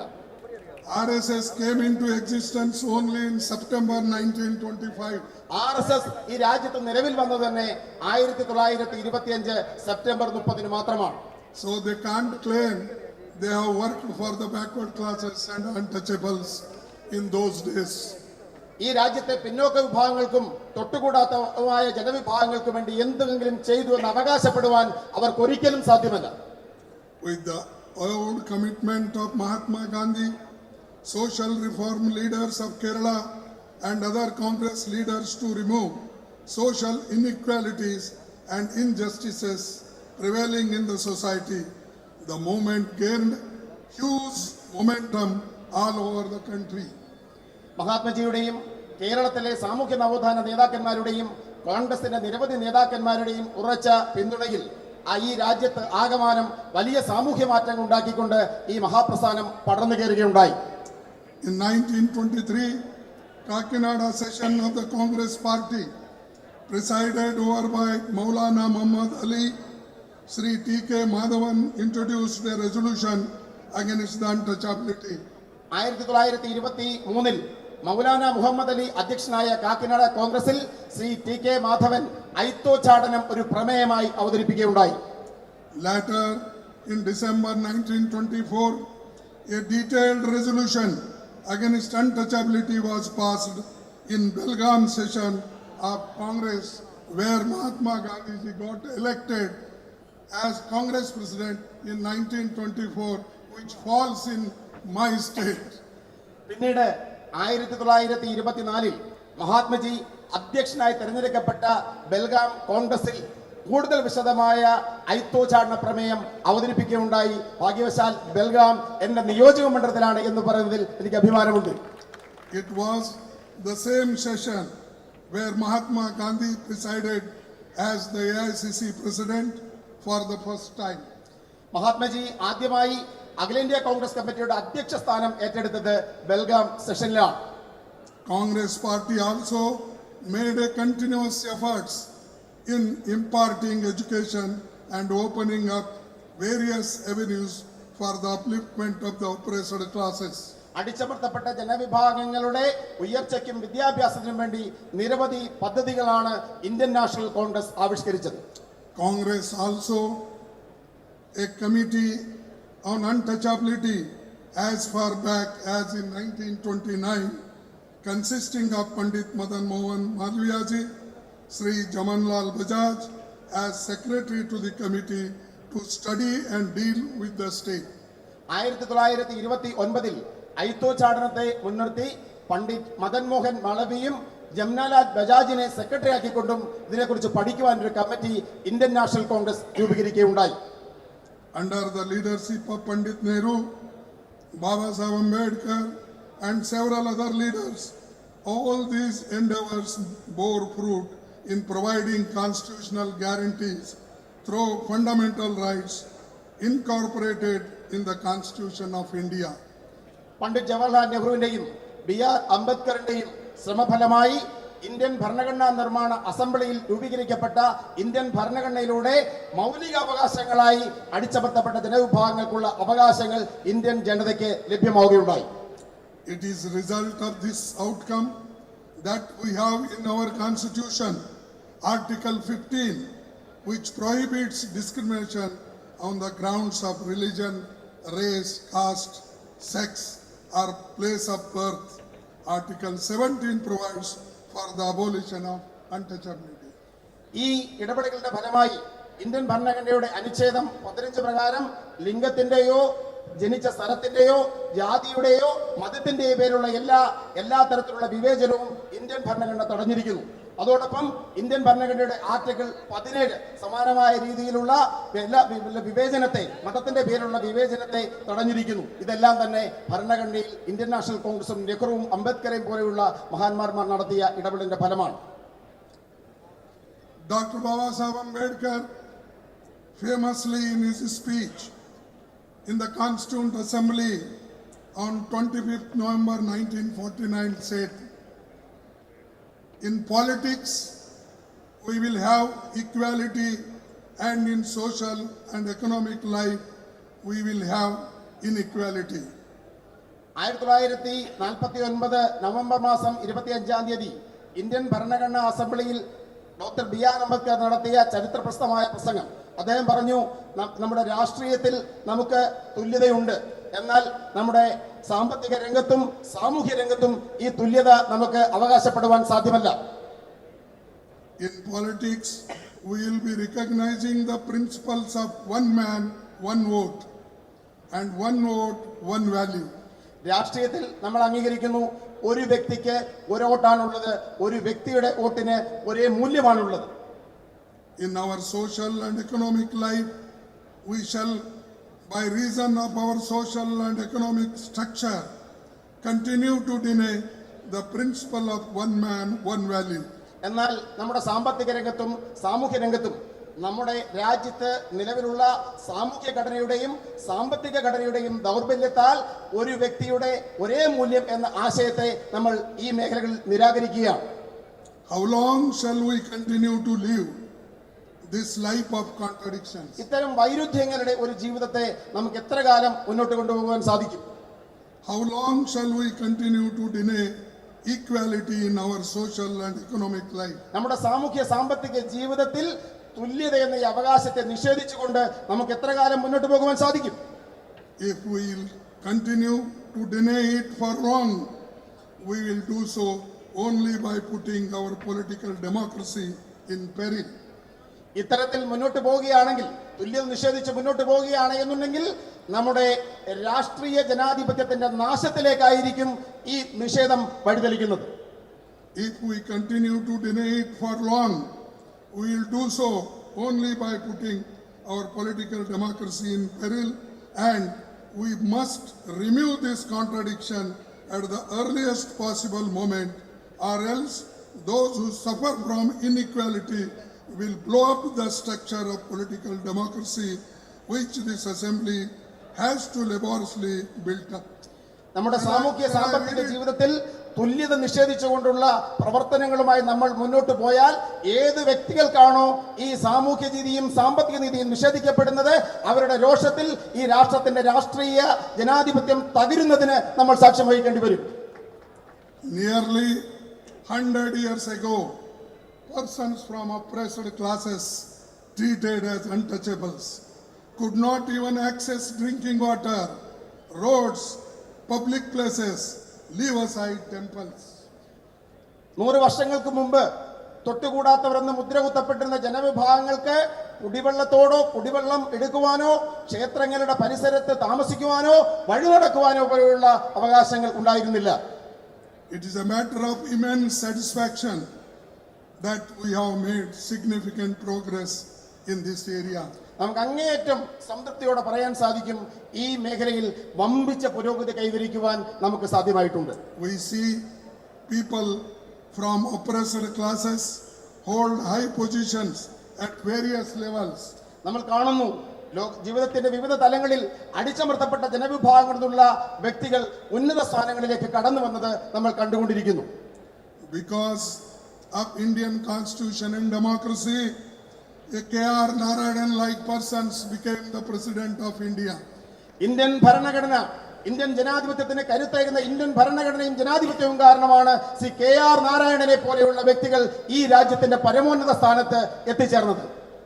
This is because of the progressive ideas and beliefs of Congress leaders and their relentless fight which reflects in the Constitution of India. Indian National Congress നേതാക്കന്മാരുടെ പുരോഗമനപരമായ ചിന്തയും അതോടൊപ്പം അവരുടെ പോരാട്ടവും ഇന്ത്യയുടെ ഭരണഘടന നേടിയെടുക്കാൻ വേണ്ടി നടത്തിയ അത്യുജ്വലമായ സമരങ്ങളുമാണ് ഈ നേട്ടങ്ങൾക്ക് കാരണമായത്. Its provisions of one person, one vote, right to equality and right to equal opportunity. ഒരു വ്യക്തിക്ക് ഒരോട്ട്, എല്ലാവർക്കും തുല്യത, അവസരങ്ങളുടെ മൗലികാവകാശം, ഇതൊക്കെയാണ് ഈ രാജ്യത്ത് മാറ്റങ്ങൾ ഉണ്ടാക്കിയത്. ഇന്ത്യൻ ഭരണഘടന ഉറപ്പു നൽകിയ ഈ മാറ്റങ്ങൾ, ഈ അവകാശങ്ങൾ. It also shows the significance of the Vaikom Satyagraha, which is credited as the first anti-caste struggle in India. ഈ രാജ്യത്ത് ജാതിക്കെതിരെയുള്ള ആദ്യ സമര പോരാട്ടമായ വൈക്കം സത്യാഗ്രഹത്തിന് തീർച്ചയായും ഈ മാറ്റങ്ങളുടെ നേട്ടം അവകാശപ്പെടുവാൻ സാധിക്കും. The India that we built stands at crossroads today. It was the Congress party that laid a struggle foundation for a vibrant and thriving democracy. നമ്മൾ ഇത്തരത്തിൽ നേടിയെടുത്ത ഇന്ത്യ ഇന്നൊരു ദശാസന്ധിയിലാണ്, ഒരു പ്രതിസന്ധിയിലാണ്. നമ്മുടെ ഉജ്ജ്വലവും ഊർജ്ജസ്വലവുമായ ജനാധിപത്യം, ഇന്ത്യൻ നാഷണൽ കോൺഗ്രസ് നേടിയെടുത്ത ഊർജ്ജസ്വലമായ ജനാധിപത്യം ഇന്ന് പ്രതിസന്ധി നേരിടുന്നു. We also sought to ensure equality, justice, fraternity and fundamental freedoms for all our citizens. ഈ രാജ്യത്തെ ജനങ്ങൾക്ക് തുല്യതയും നീതിയും സാഹോദര്യവും എല്ലാ മനുഷ്യർക്കും തുല്യമായ അവകാശങ്ങളും ഉറപ്പുവരുത്താനുള്ള പോരാട്ടം ഇന്ത്യൻ നാഷണൽ കോൺഗ്രസ് നടത്തിയിരുന്നു. Now the very foundation of Indian democracy is being attacked on daily basis by those in power. ഇന്ന് ഓരോ ദിവസവും ഈ രാജ്യത്ത് അധികാരത്തിരിക്കുന്നവർ ഇന്ത്യൻ ജനാധിപത്യത്തിന്റെ അടിത്തറ തകർക്കുവാൻ ഓരോ ദിവസവും ശ്രമിച്ചുകൊണ്ടിരിക്കുകയാണ്. Sri Rahul Gandhi ji disqualified from Lok Sabha was the darkest day in the history of Indian democracy. Indian ജനാധിപത്യത്തിലെ ഏറ്റവും കറുത്ത ദിനമാണ് ശ്രീ രാഹുൽ ഗാന്ധി ഇന്ത്യൻ ലോക്സഭയിൽ നിന്നും അയോഗ്യനാക്കപ്പെട്ട ദിവസം. There are in the judgment of the trial court, however, those will be dealt with at the appropriate forum by our legal team. ഈ വിചാരണ കോടതിയുടെ നടപടിക്രമങ്ങളിൽ നിരവധി പാളിച്ചകളുണ്ടെങ്കിലും അതെല്ലാം തന്നെ നിയമപരമായി നേരിടുവാനാണ്, അല്ലെങ്കിൽ നിയമത്തിന്റെ പാതയിൽ നേരിടാനാണ് കോൺഗ്രസ് പാർട്ടി തീരുമാനിച്ചിരിക്കുന്നത്. However, BJP government manipulations in the matter must be pointed out. If we see the timeline of the whole case, it could not be clearer than this. എങ്കിലും ബിജെപി സർക്കാർ ഈ കേസിൽ നടത്തിയിട്ടുള്ള ഇടപെടലുകൾ, ഈ കേസിന്റെ കാലക്രമം പരിശോധിക്കുമ്പോൾ അവർ നടത്തിയിട്ടുള്ള തെറ്റായ ഇടപെടലുകൾ ജനത്തിന്റെ മുമ്പിൽ വിളിച്ചു പറയുവാനുള്ള തീരുമാനം ഇന്ത്യൻ നാഷണൽ കോൺഗ്രസ് എടുത്തിട്ടുണ്ട്. Modi government deliberately allowed this exercise to play out. Number one, 13th April 2019, Rahul Gandhi ji makes an election speech in Kolar, Karnataka. 2019 Lok Sabha election സമയത്ത് കർണാടകത്തിലെ കോലാറിൽ രാഹുൽ ഗാന്ധി അദ്ദേഹത്തിന്റെ പ്രസംഗം നടത്തുകയുണ്ടായി. 16th April 2019, BJP MLA files the case in Surat, Gujarat. 2019 April മാസം 16-ാം തീയതി ഗുജറാത്തിൽ നിന്നുള്ള BJP MLA സൂറത്ത് കോടതിയിൽ കേസ് ഫയൽ ചെയ്തു. 7th March 2022, the complainant himself seeks a stay from Gujarat High Court on his own complaint. High Court grants the stay. 2022 March മാസത്തിൽ ഇതേ പരാതിക്കാരൻ ഗുജറാത്ത് ഹൈക്കോടതിയെ സമീപിച്ച് ഈ കേസിന്റെ വിചാരണ, സ്വയം കൊടുത്ത കേസിന്റെ വിചാരണ നിർത്തിവെക്കുവാൻ അനുമതി നേടിയെടുക്കുകയുണ്ടായി. 7th February 2023, Rahul Gandhi ji makes a speech in Lok Sabha exposing the Modi-Adani nexus. 2023 ഫെബ്രുവരി മാസം 23-ാം തീയതി ഇന്ത്യൻ ലോക്സഭയിൽ അദാനിയും നരേന്ദ്രമോദിയും തമ്മിലുള്ള ബന്ധം തുറന്നു കാട്ടിക്കൊണ്ടുള്ള പ്രസംഗം ശ്രീ രാഹുൽ ഗാന്ധി നടത്തി. 16th February 2023, the complainant withdraws his own request for stay in the Gujarat. 2023 ഫെബ്രുവരി മാസം 16-ാം തീയതി ഗുജറാത്ത് ഹൈക്കോടതിയെ സമീപിച്ച പരാതിക്കാരൻ തന്റെ ഹർജിയിന്മേലുള്ള സ്റ്റേ നീക്കിയെടുക്കുന്നതിൽ വിജയിച്ചു. 27th February 2023, hearing resumes in the trial court. 2023 ഫെബ്രുവരിയിൽ വിചാരണ കോടതിയിൽ ഈ കേസുമായി ബന്ധപ്പെട്ട വാദം ആരംഭിച്ചു. 27-ാം തീയതി, ഫെബ്രുവരി മാസം 27-ാം തീയതി. 23rd March 2023, the trial court convicts Sri Rahul Gandhi ji. ദിവസങ്ങൾക്കകം 2023 March മാസം 23-ാം തീയതി വിചാരണ കോടതി ശ്രീ രാഹുൽ ഗാന്ധിയെ ചുരുങ്ങിയ സമയത്തിനുള്ളിൽ വിചാരണ പൂർത്തീകരിച്ച് ശിക്ഷിച്ചു. Within a matter of 20-25 days, the case is restarted. The hearing is completed. Rahul Gandhi ji handed out a maximum punishment of 2 years. കേവലം 25 ദിവസത്തിനകം കേസ് പുനരാരംഭിച്ച് വാദം പൂർത്തീകരിച്ച് ആ കുറ്റത്തിന് കിട്ടാവുന്ന പരമാവധി ശിക്ഷയായ 2 വർഷം തടവ് ചുമത്തപ്പെട്ട് ശ്രീ രാഹുൽ ഗാന്ധിയെ കോടതി അയോഗ്യനാക്കി. On the same day, Modi ji meets the Speaker of Lok Sabha. On the same day, അതേ ദിവസം ഇന്ത്യൻ ലോക്സഭയുടെ സ്പീക്കറെ നരേന്ദ്രമോദി നേരിട്ട് കാണുകയുണ്ടായി.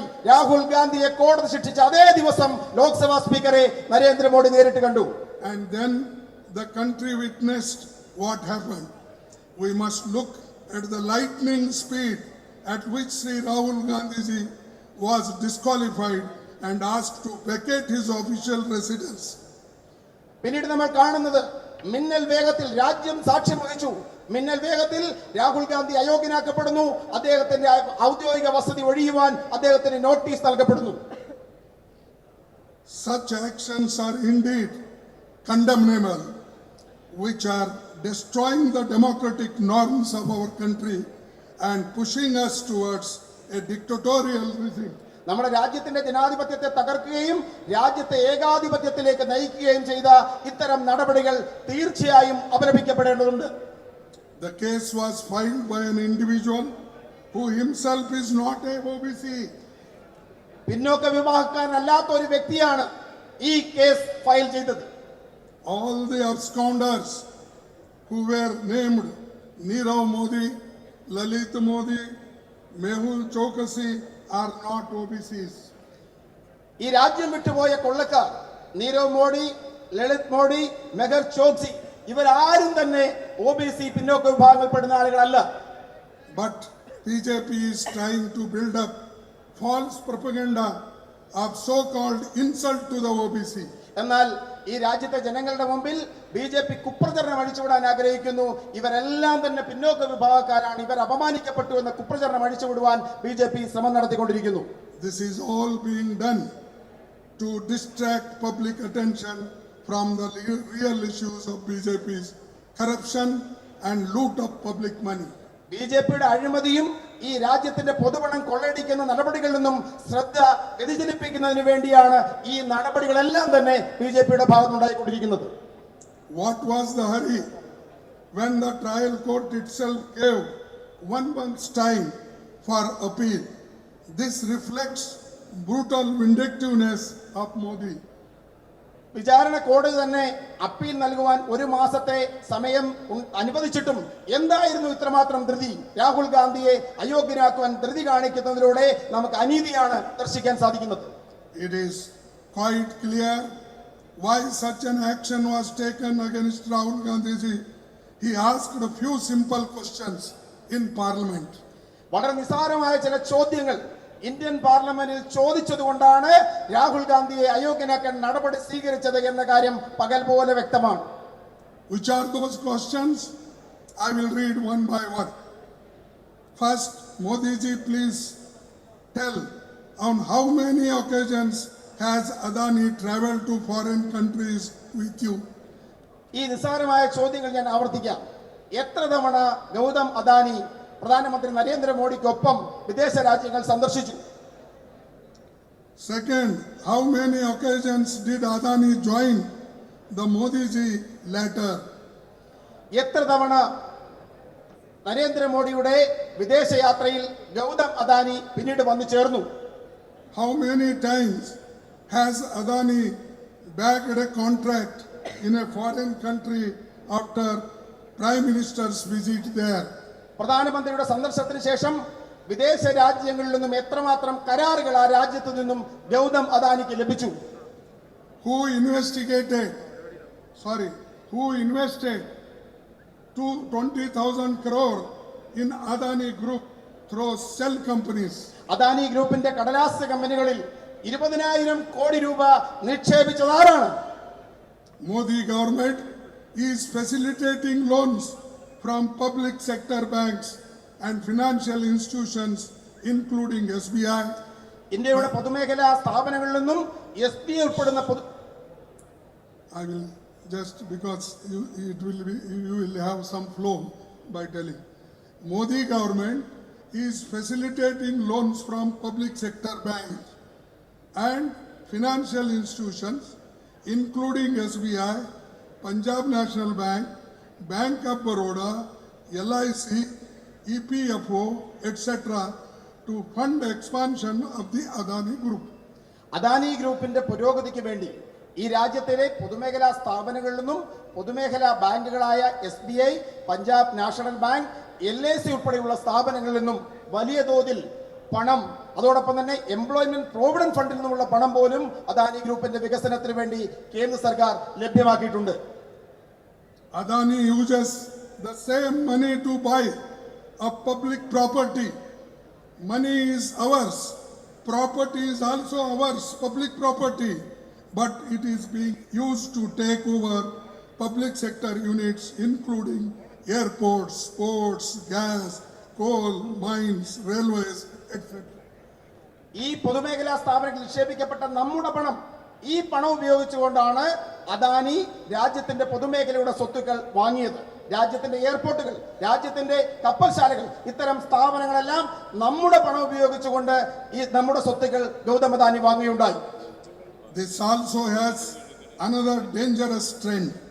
It is the public sector units which provide assured employment to millions of people, including SC, ST and other backward classes. By selling all PUCs, the Modi government is taking away all assured jobs. ഈ രാജ്യത്തെ പിന്നോക്ക വിഭാഗങ്ങൾക്ക് തൊഴിലുറപ്പ് നൽകിയിരുന്നത് പൊതുമേഖലാ സ്ഥാപനങ്ങളാണ്.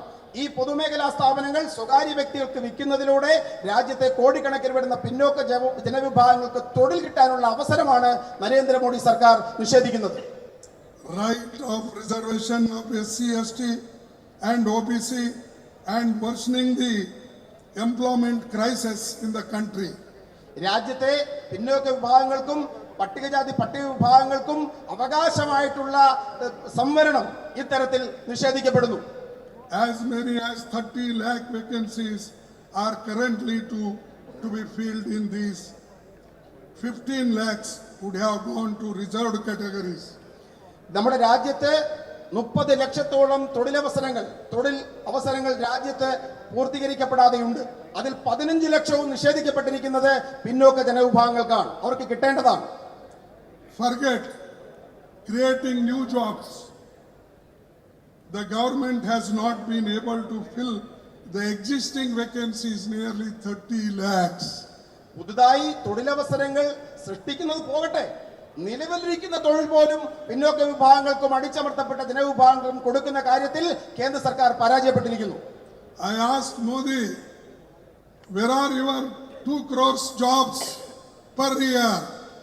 Now there should be nearly 18 crores jobs you should have given to the poor people of this country.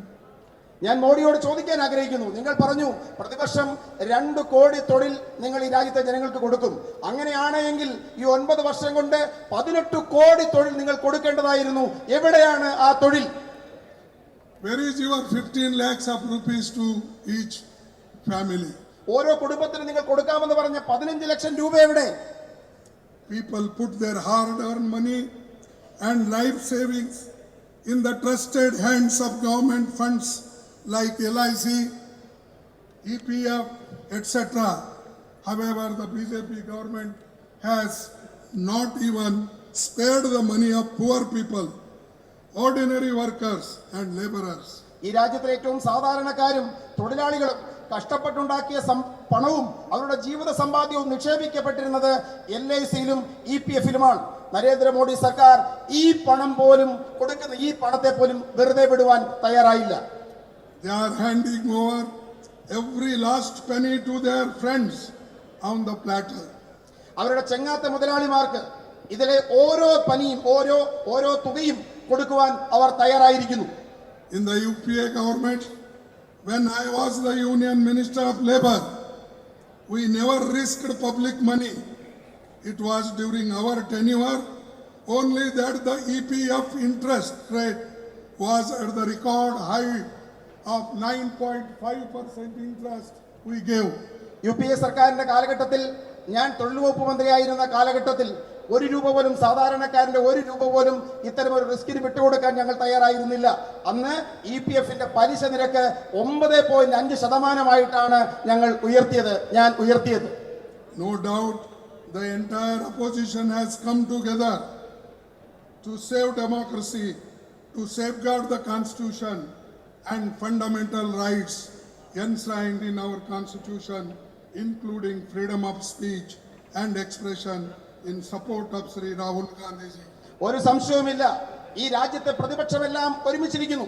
ഈ രാജ്യത്തിന്റെ ജനാധിപത്യത്തെ സംരക്ഷിക്കാൻ, ഈ രാജ്യത്തിന്റെ ഭരണഘടനയെ സംരക്ഷിക്കാൻ, ഈ രാജ്യത്തിന്റെ ഭരണഘടന ഉറപ്പു നൽകുന്ന മൗലികാവകാശങ്ങളായ ആശയ പ്രചരണത്തിനുള്ള സ്വാതന്ത്ര്യത്തെ സംരക്ഷിക്കുവാൻ രാഹുൽ ഗാന്ധി എന്ന നേതാവിന്റെ ഈ ജനാധിപത്യത്തെ സംരക്ഷിക്കാൻ പോരാട്ടം നടത്തുന്ന രാഹുൽ ഗാന്ധിക്ക് പിന്നിൽ രാജ്യത്തെ പ്രതിപക്ഷം ഒന്നടങ്കം അണിനിരന്നിരിക്കുന്നു. A nation that was built with the sweat and blood of lakhs of martyrs and freedom fighters is slowly witnessing onslaughts by dictatorial regime. ഈ രാജ്യം സൃഷ്ടിക്കപ്പെട്ട ലക്ഷക്കണക്കിന് രക്തസാക്ഷികളുടെ കണ്ണുനീരും വിയർപ്പും കൊണ്ട് സൃഷ്ടിക്കപ്പെട്ട ഈ മഹത്തായ രാജ്യത്തെ തകർക്കുന്ന ഏകാധിപത്യപരമായ ഭരണകൂടത്തിന്റെ പ്രവർത്തനങ്ങൾക്കാണ് നമ്മൾ സാക്ഷ്യം വഹിച്ചുകൊണ്ടിരിക്കുന്നത്. All our independent institutions are being undermined and destroyed. നമ്മുടെ എല്ലാ സ്വതന്ത്ര സ്ഥാപനങ്ങളും തകർക്കപ്പെട്ടിരിക്കുന്നു, ഇടിച്ചു താഴ്ത്തപ്പെട്ടിരിക്കുന്നു. Despite the grave charges of corruption, fraud, diverting funds to offshore companies on Adani Group and its adverse impact on the Indian economy. Despite the grave charges of corruption, fraud, diverting funds to offshore companies on Adani Group and its adverse impact on the Indian economy, why is Modi ji hell-bent on defending his friend Mr. Adani? നമ്മുടെ രാജ്യത്തിന്റെ പണം ഇത്തരത്തിൽ മാറ്റിയിട്ടും ഏറ്റവും ഭീകരമായ അഴിമതി ആരോപണങ്ങൾ നിലനിന്നിട്ടും തന്റെ ചെങ്ങാത്ത മുതലാളിയായ ഗൗതം അദാനിയെ ന്യായീകരിക്കാൻ എന്തുകൊണ്ടാണ് നരേന്ദ്രമോദി മുന്നോട്ട് വരുന്നത്? People want to know why is their hard-earned money being looted by BJP government. നമുക്ക് ജനങ്ങൾ അറിയാൻ ആഗ്രഹിക്കുന്നു, അവർ കഷ്ടപ്പെട്ട് സമ്പാദിച്ച പണം എന്തുകൊണ്ടാണ് BJP സർക്കാർ കൊള്ളയടിക്കുന്നത് എന്നറിയാനുള്ള അവകാശം ഈ രാജ്യത്തെ ജനങ്ങൾക്കുണ്ട്. For this reason, we are demanding a joint parliamentary probe. അതുകൊണ്ടാണ് സംയുക്ത പാർലമെന്ററി സമിതിയുടെ അന്വേഷണം ഈ വിഷയങ്ങളിൽ നമ്മൾ ആവശ്യപ്പെടുന്നത്. In the Modi Adani matter, in our demand, is our demand unreasonable? Why is the government running away from the inquiry? ഈ നമ്മുടെ ആവശ്യങ്ങൾ ന്യായമല്ലേ? എന്തുകൊണ്ടാണ് ഈ അന്വേഷണത്തിൽ നിന്നും നരേന്ദ്രമോദി സർക്കാർ ഒഴിഞ്ഞു മാറുന്നത്? When it is time to attack opposition leaders, media houses, NGOs, ED, CBI and income tax department are activated within hours. പ്രതിപക്ഷത്തെയും മാധ്യമങ്ങളെയും ഇവരെ എതിർക്കുന്ന ശക്തികളെയും ആക്രമിക്കപ്പെടുമ്പോൾ മണിക്കൂറുകൾക്കകമാണ് EDയും ഇൻകം ടാക്സും CBIയും രംഗത്തിറങ്ങുന്നത്, കൂടുതൽ ഊർജ്ജസ്വലമായി മുന്നോട്ട് വരുന്നത്. However, when there are grave charges against your friend, all institutions including ED, CBI, SEBI, Finance Ministry, etc. are all found sleeping. എന്നാൽ തന്റെ സുഹൃത്തായ ഗൗതം അദാനിക്ക് നേരെ ആരോപണങ്ങൾ ഉയർന്നു വരുമ്പോൾ ഈ സ്ഥാപനങ്ങൾ EDയും ഇൻകം ടാക്സും സെബിയും എല്ലാം ഉറങ്ങുന്നതാണ് നമുക്ക് കാണുവാൻ സാധിക്കുന്നത്. Is there any doubt to the fact that Modi ji is trying to save his friend? എന്തെങ്കിലും സംശയമുണ്ടോ? മോദിജി അദ്ദേഹത്തിന്റെ സുഹൃത്തിനെ സംരക്ഷിക്കാൻ ശ്രമിക്കുകയാണ് എന്ന കാര്യത്തിൽ എന്തെങ്കിലും സംശയം ആർക്കെങ്കിലും ഉണ്ടോ?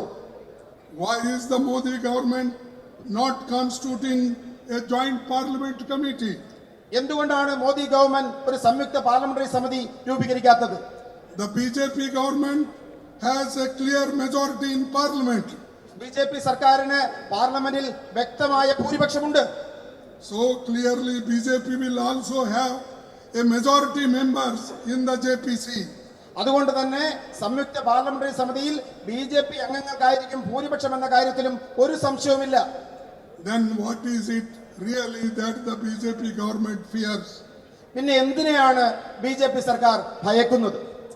If the JPC is constituted, all relevant evidence and documents will come before the committee. Ministries, investigating agencies, company officials will all summoned before the committee, will get to know the real factual position, and the truth will come out for all to see. ഇത്തരത്തിൽ സംയുക്ത parliamentary സമിതി രൂപീകരിക്കപ്പെടുകയാണെങ്കിൽ ആ സംയുക്ത parliamentary സമിതിക്ക് മുമ്പാകെ രേഖകൾ, അതോടൊപ്പം തന്നെ ഇതുമായി ബന്ധപ്പെട്ട് നിൽക്കുന്ന കമ്പനികൾ, ഉദ്യോഗസ്ഥന്മാർ തുടങ്ങി എല്ലാ കാര്യങ്ങളും രംഗത്ത് വരും. ഇത് ജനങ്ങൾ അറിയാനിടയാകും, ജനസമക്ഷത്ത് മുന്നോട്ട് വരുമെന്നുള്ളത് കൊണ്ടാണ് സംയുക്ത പാർലമെന്ററി സമിതിയെ ബിജെപി സർക്കാർ ഭയക്കുന്നത്. Modiji must come clean on this.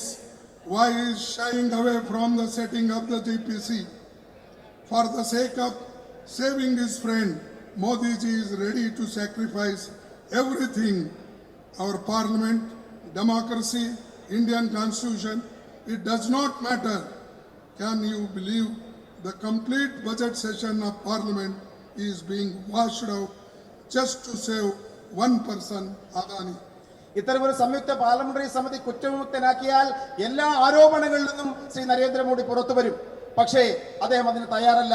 അദ്ദേഹത്തിന്റെ സുഹൃത്തിനെ രക്ഷിക്കുവാൻ വേണ്ടി ഈ രാജ്യത്തിന്റെ ജനാധിപത്യം, ഇതിന്റെ പാർലമെന്ററി ഡെമോക്രസി തുടങ്ങിയ എല്ലാ കാര്യങ്ങളെയും അദ്ദേഹം ബലികഴിക്കുവാൻ തയ്യാറാണ്. നിങ്ങൾ വിശ്വസിക്കുമോ? കഴിഞ്ഞ പാർലമെന്ററി സെഷൻ, ബജറ്റ് സെഷൻ മുഴുവൻ തന്നെ അദ്ദേഹം ഈ കാരണത്താൽ സസ്പെൻഡ് ചെയ്യുകയുണ്ടായി, ഇല്ലാതാക്കുകയുണ്ടായി, തടസ്സപ്പെടുത്തുകയുണ്ടായി. All BJP leaders, cabinet ministers, prime minister are working overtime to save Adani. എല്ലാ ബിജെപി നേതാക്കന്മാരും ബിജെപിയുടെ മന്ത്രിമാരും അദാനിയെ രക്ഷിക്കുന്നതിന് വേണ്ടിയുള്ള അമിതമായ ഓവർ ടൈം എടുത്ത് പ്രവർത്തിക്കുകയാണ്. The government has unleashed all its might to silence opposition parties. എല്ലാ തരത്തിലുള്ള സ്രോതസ്സുകളെയും, പ്രതിപക്ഷ പ്രസ്ഥാനങ്ങളെ നിശബ്ദരാക്കുവാൻ തങ്ങളുടെ എല്ലാ സ്രോതസ്സുകളെയും government ഉപയോഗപ്പെടുത്തുകയാണ്. In 1950, right after India's independence, Nehruji said, I don't want India to become a country where millions of people say yes to one person. 1950 സ്വാതന്ത്ര്യത്തിന് ശേഷം ജവഹർലാൽ നെഹ്റു പ്രഖ്യാപിക്കുകയുണ്ടായി, ഈ രാജ്യത്തെ ലക്ഷക്കണക്കിന് മനുഷ്യർ ഒരു മനുഷ്യന് മുമ്പിൽ ശരിയെന്ന് പറയുന്ന ഒരു രാഷ്ട്രം സൃഷ്ടിക്കപ്പെടുവാൻ ഞാൻ ആഗ്രഹിക്കുന്നില്ല എന്ന് Jawaharlal Nehru പ്രഖ്യാപിക്കുകയുണ്ടായി. I want a strong opposition. ഞാൻ ശക്തമായ ഒരു പ്രതിപക്ഷത്തെ ആഗ്രഹിക്കുന്നു. He further said, I will not abandon the democratic system in exchange for anything. ഒന്നിനു വേണ്ടിയും ഈ രാജ്യത്തിന്റെ ജനാധിപത്യ സംവിധാനത്തെ കൈമാറുവാൻ താൻ തയ്യാറല്ല എന്ന് നെഹ്റുജി അന്ന് പ്രഖ്യാപിക്കുകയുണ്ടായി. Indian National Congress led the fight for India's independence.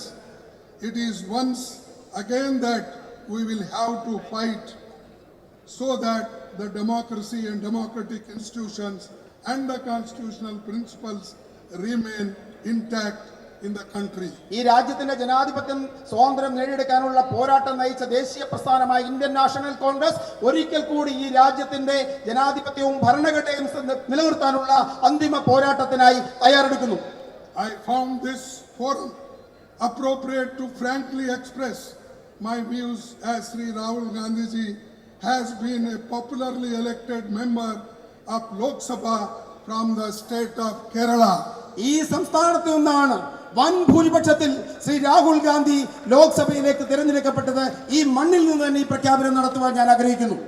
Now coming back to this auspicious occasion, I pay my tributes to Mahatma Gandhi ji, Narayan Guru, Periyar, P.R. Ambedkar, Pandit Jawaharlal Nehru, T.K. Madhavan, Sri K.P. Keshwan Menon, and K. Kalappan, and other visionary distinguished social reformers who played a pioneering role in Vaikom Satyagraha. You need not, because all names are there, they will understand. The Indian National Congress stands committed to constantly endeavoring for social equality, justice, upliftment of the oppressed classes and progress of Mother India. സാമൂഹ്യ നീതിക്കും തുല്യതയ്ക്കും ഈ രാജ്യത്തെ അടിച്ചമർത്തപ്പെട്ട ജനവിഭാഗങ്ങളുടെ ഉയർച്ചയ്ക്കും വേണ്ടി എന്നും Indian National Congress പ്രതിജ്ഞാബദ്ധമായിരിക്കുമെന്ന് പ്രഖ്യാപിക്കാൻ ഞാൻ ആഗ്രഹിക്കുന്നു. Lastly, one quotation I am remembering from Ramsay Becquerel, who is an Irish patriot. Once he said, "No man can be grateful at the cost of his honor. No man can be grateful at the cost of his honor. No woman can be grateful at the cost of her chastity, and no nation can be grateful at the cost of its liberty." ഒരു വനിതയും ഒന്നിനു വേണ്ടിയും തന്റെ ചാരിത്രത്തെ പണയപ്പെടുത്താൻ തയ്യാറാവരുത്. ഒരു രാജ്യവും അതിന്റെ ആത്മാഭിമാനം ഒന്നിനു വേണ്ടിയും പണയപ്പെടുത്താൻ ആഗ്രഹിക്കരുത്. പ്രശസ്തനായ ഒരു ഐറിഷ് വിപ്ലവകാരിയുടെ വാക്കുകൾ ഈ അവസരത്തിൽ ഉദ്ധരിക്കുവാൻ ഞാൻ ആഗ്രഹിക്കുന്നു. Therefore, we have to protect our democracy. Whosoever may be, however great man may be, however good speaker he may be, you remember, he is emerging as a dictator. You have to stand up, fight against save the democracy, fight against the dictatorship. This is my request to you. This is the message of Vaikom Satyagraha, and I am gladly inaugurating this, and I hope you will continue this principle. Thank you one and all. Jai Hind. I will say thrice Jai Hind. You have to say Jai Hind. Jai Hind. What nobody is speaking from there. The way up to Vaikom temple goes from there. Jai Hind. Jai Hind. Jai Hind. Jai Hind. Thank you. Thank you. നമസ്കാരം. അടുത്തതായി അഖിലേന്ത്യാ കോൺഗ്രസ് കമ്മിറ്റിയുടെ president KPCCയുടെ ഉപകാരം നൽകുന്നതിന് വേണ്ടി ആദരണീയനായ മുതിർന്ന നേതാവ് ശ്രീ തിരുവഞ്ചൂർ രാധാകൃഷ്ണൻ. അടുത്തതായി DCC പ്രസിഡന്റ് DCCയുടെ ഉപകാരം സമർപ്പിക്കുന്നു.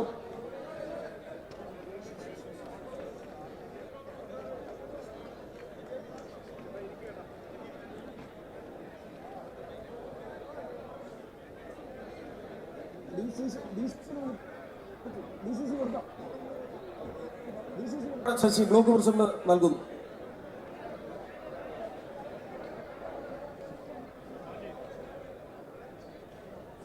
പുസ്തക പ്രകാശനം വൈക്കം സത്യാഗ്രഹത്തെ കുറിച്ചുള്ള പുസ്തക പ്രകാശനം സുകുമാരൻ മൂലക്കാട് എഴുതിയത് പബ്ലിഷർ BS ബാലേന്ദ്രനോടൊപ്പം പുസ്തക പ്രകാശനം.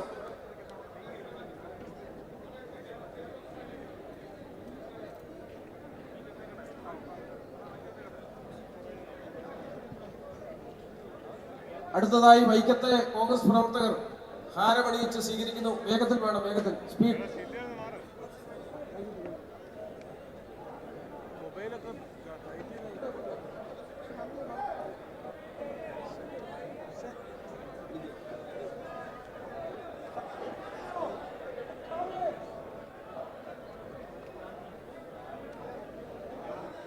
അടുത്തതായി നമ്മുടെ പ്രിയപ്പെട്ടവരെ, നമ്മുടെ പ്രതിപക്ഷ നേതാവ്, നമ്മുടെ എല്ലാം പ്രിയങ്കരനായ ശ്രീ VD സതീശൻ അവർക്ക് ഈ സമ്മേളനത്തിന്റെ പേരിൽ ഞാൻ നന്ദി പറയുന്നു. പ്രിയപ്പെട്ടവരെ, നമ്മുടെ KPCC ഭാരവാഹികൾ, നമ്മുടെ MP-മാർ, MLA-മാരും വിജയിപ്പിച്ച 10,000-കണക്കിന് വരുന്ന ആഘോഷ പരിപാടികളുടെ ജനറൽ കൺവീനർ എന്ന നിലയിൽ ഓരോരുത്തരുടെയും പേരിലുള്ള നന്ദി ഞാൻ അറിയിക്കുന്നു. നന്ദി, നമസ്കാരം, ജയ് ഭാരത്.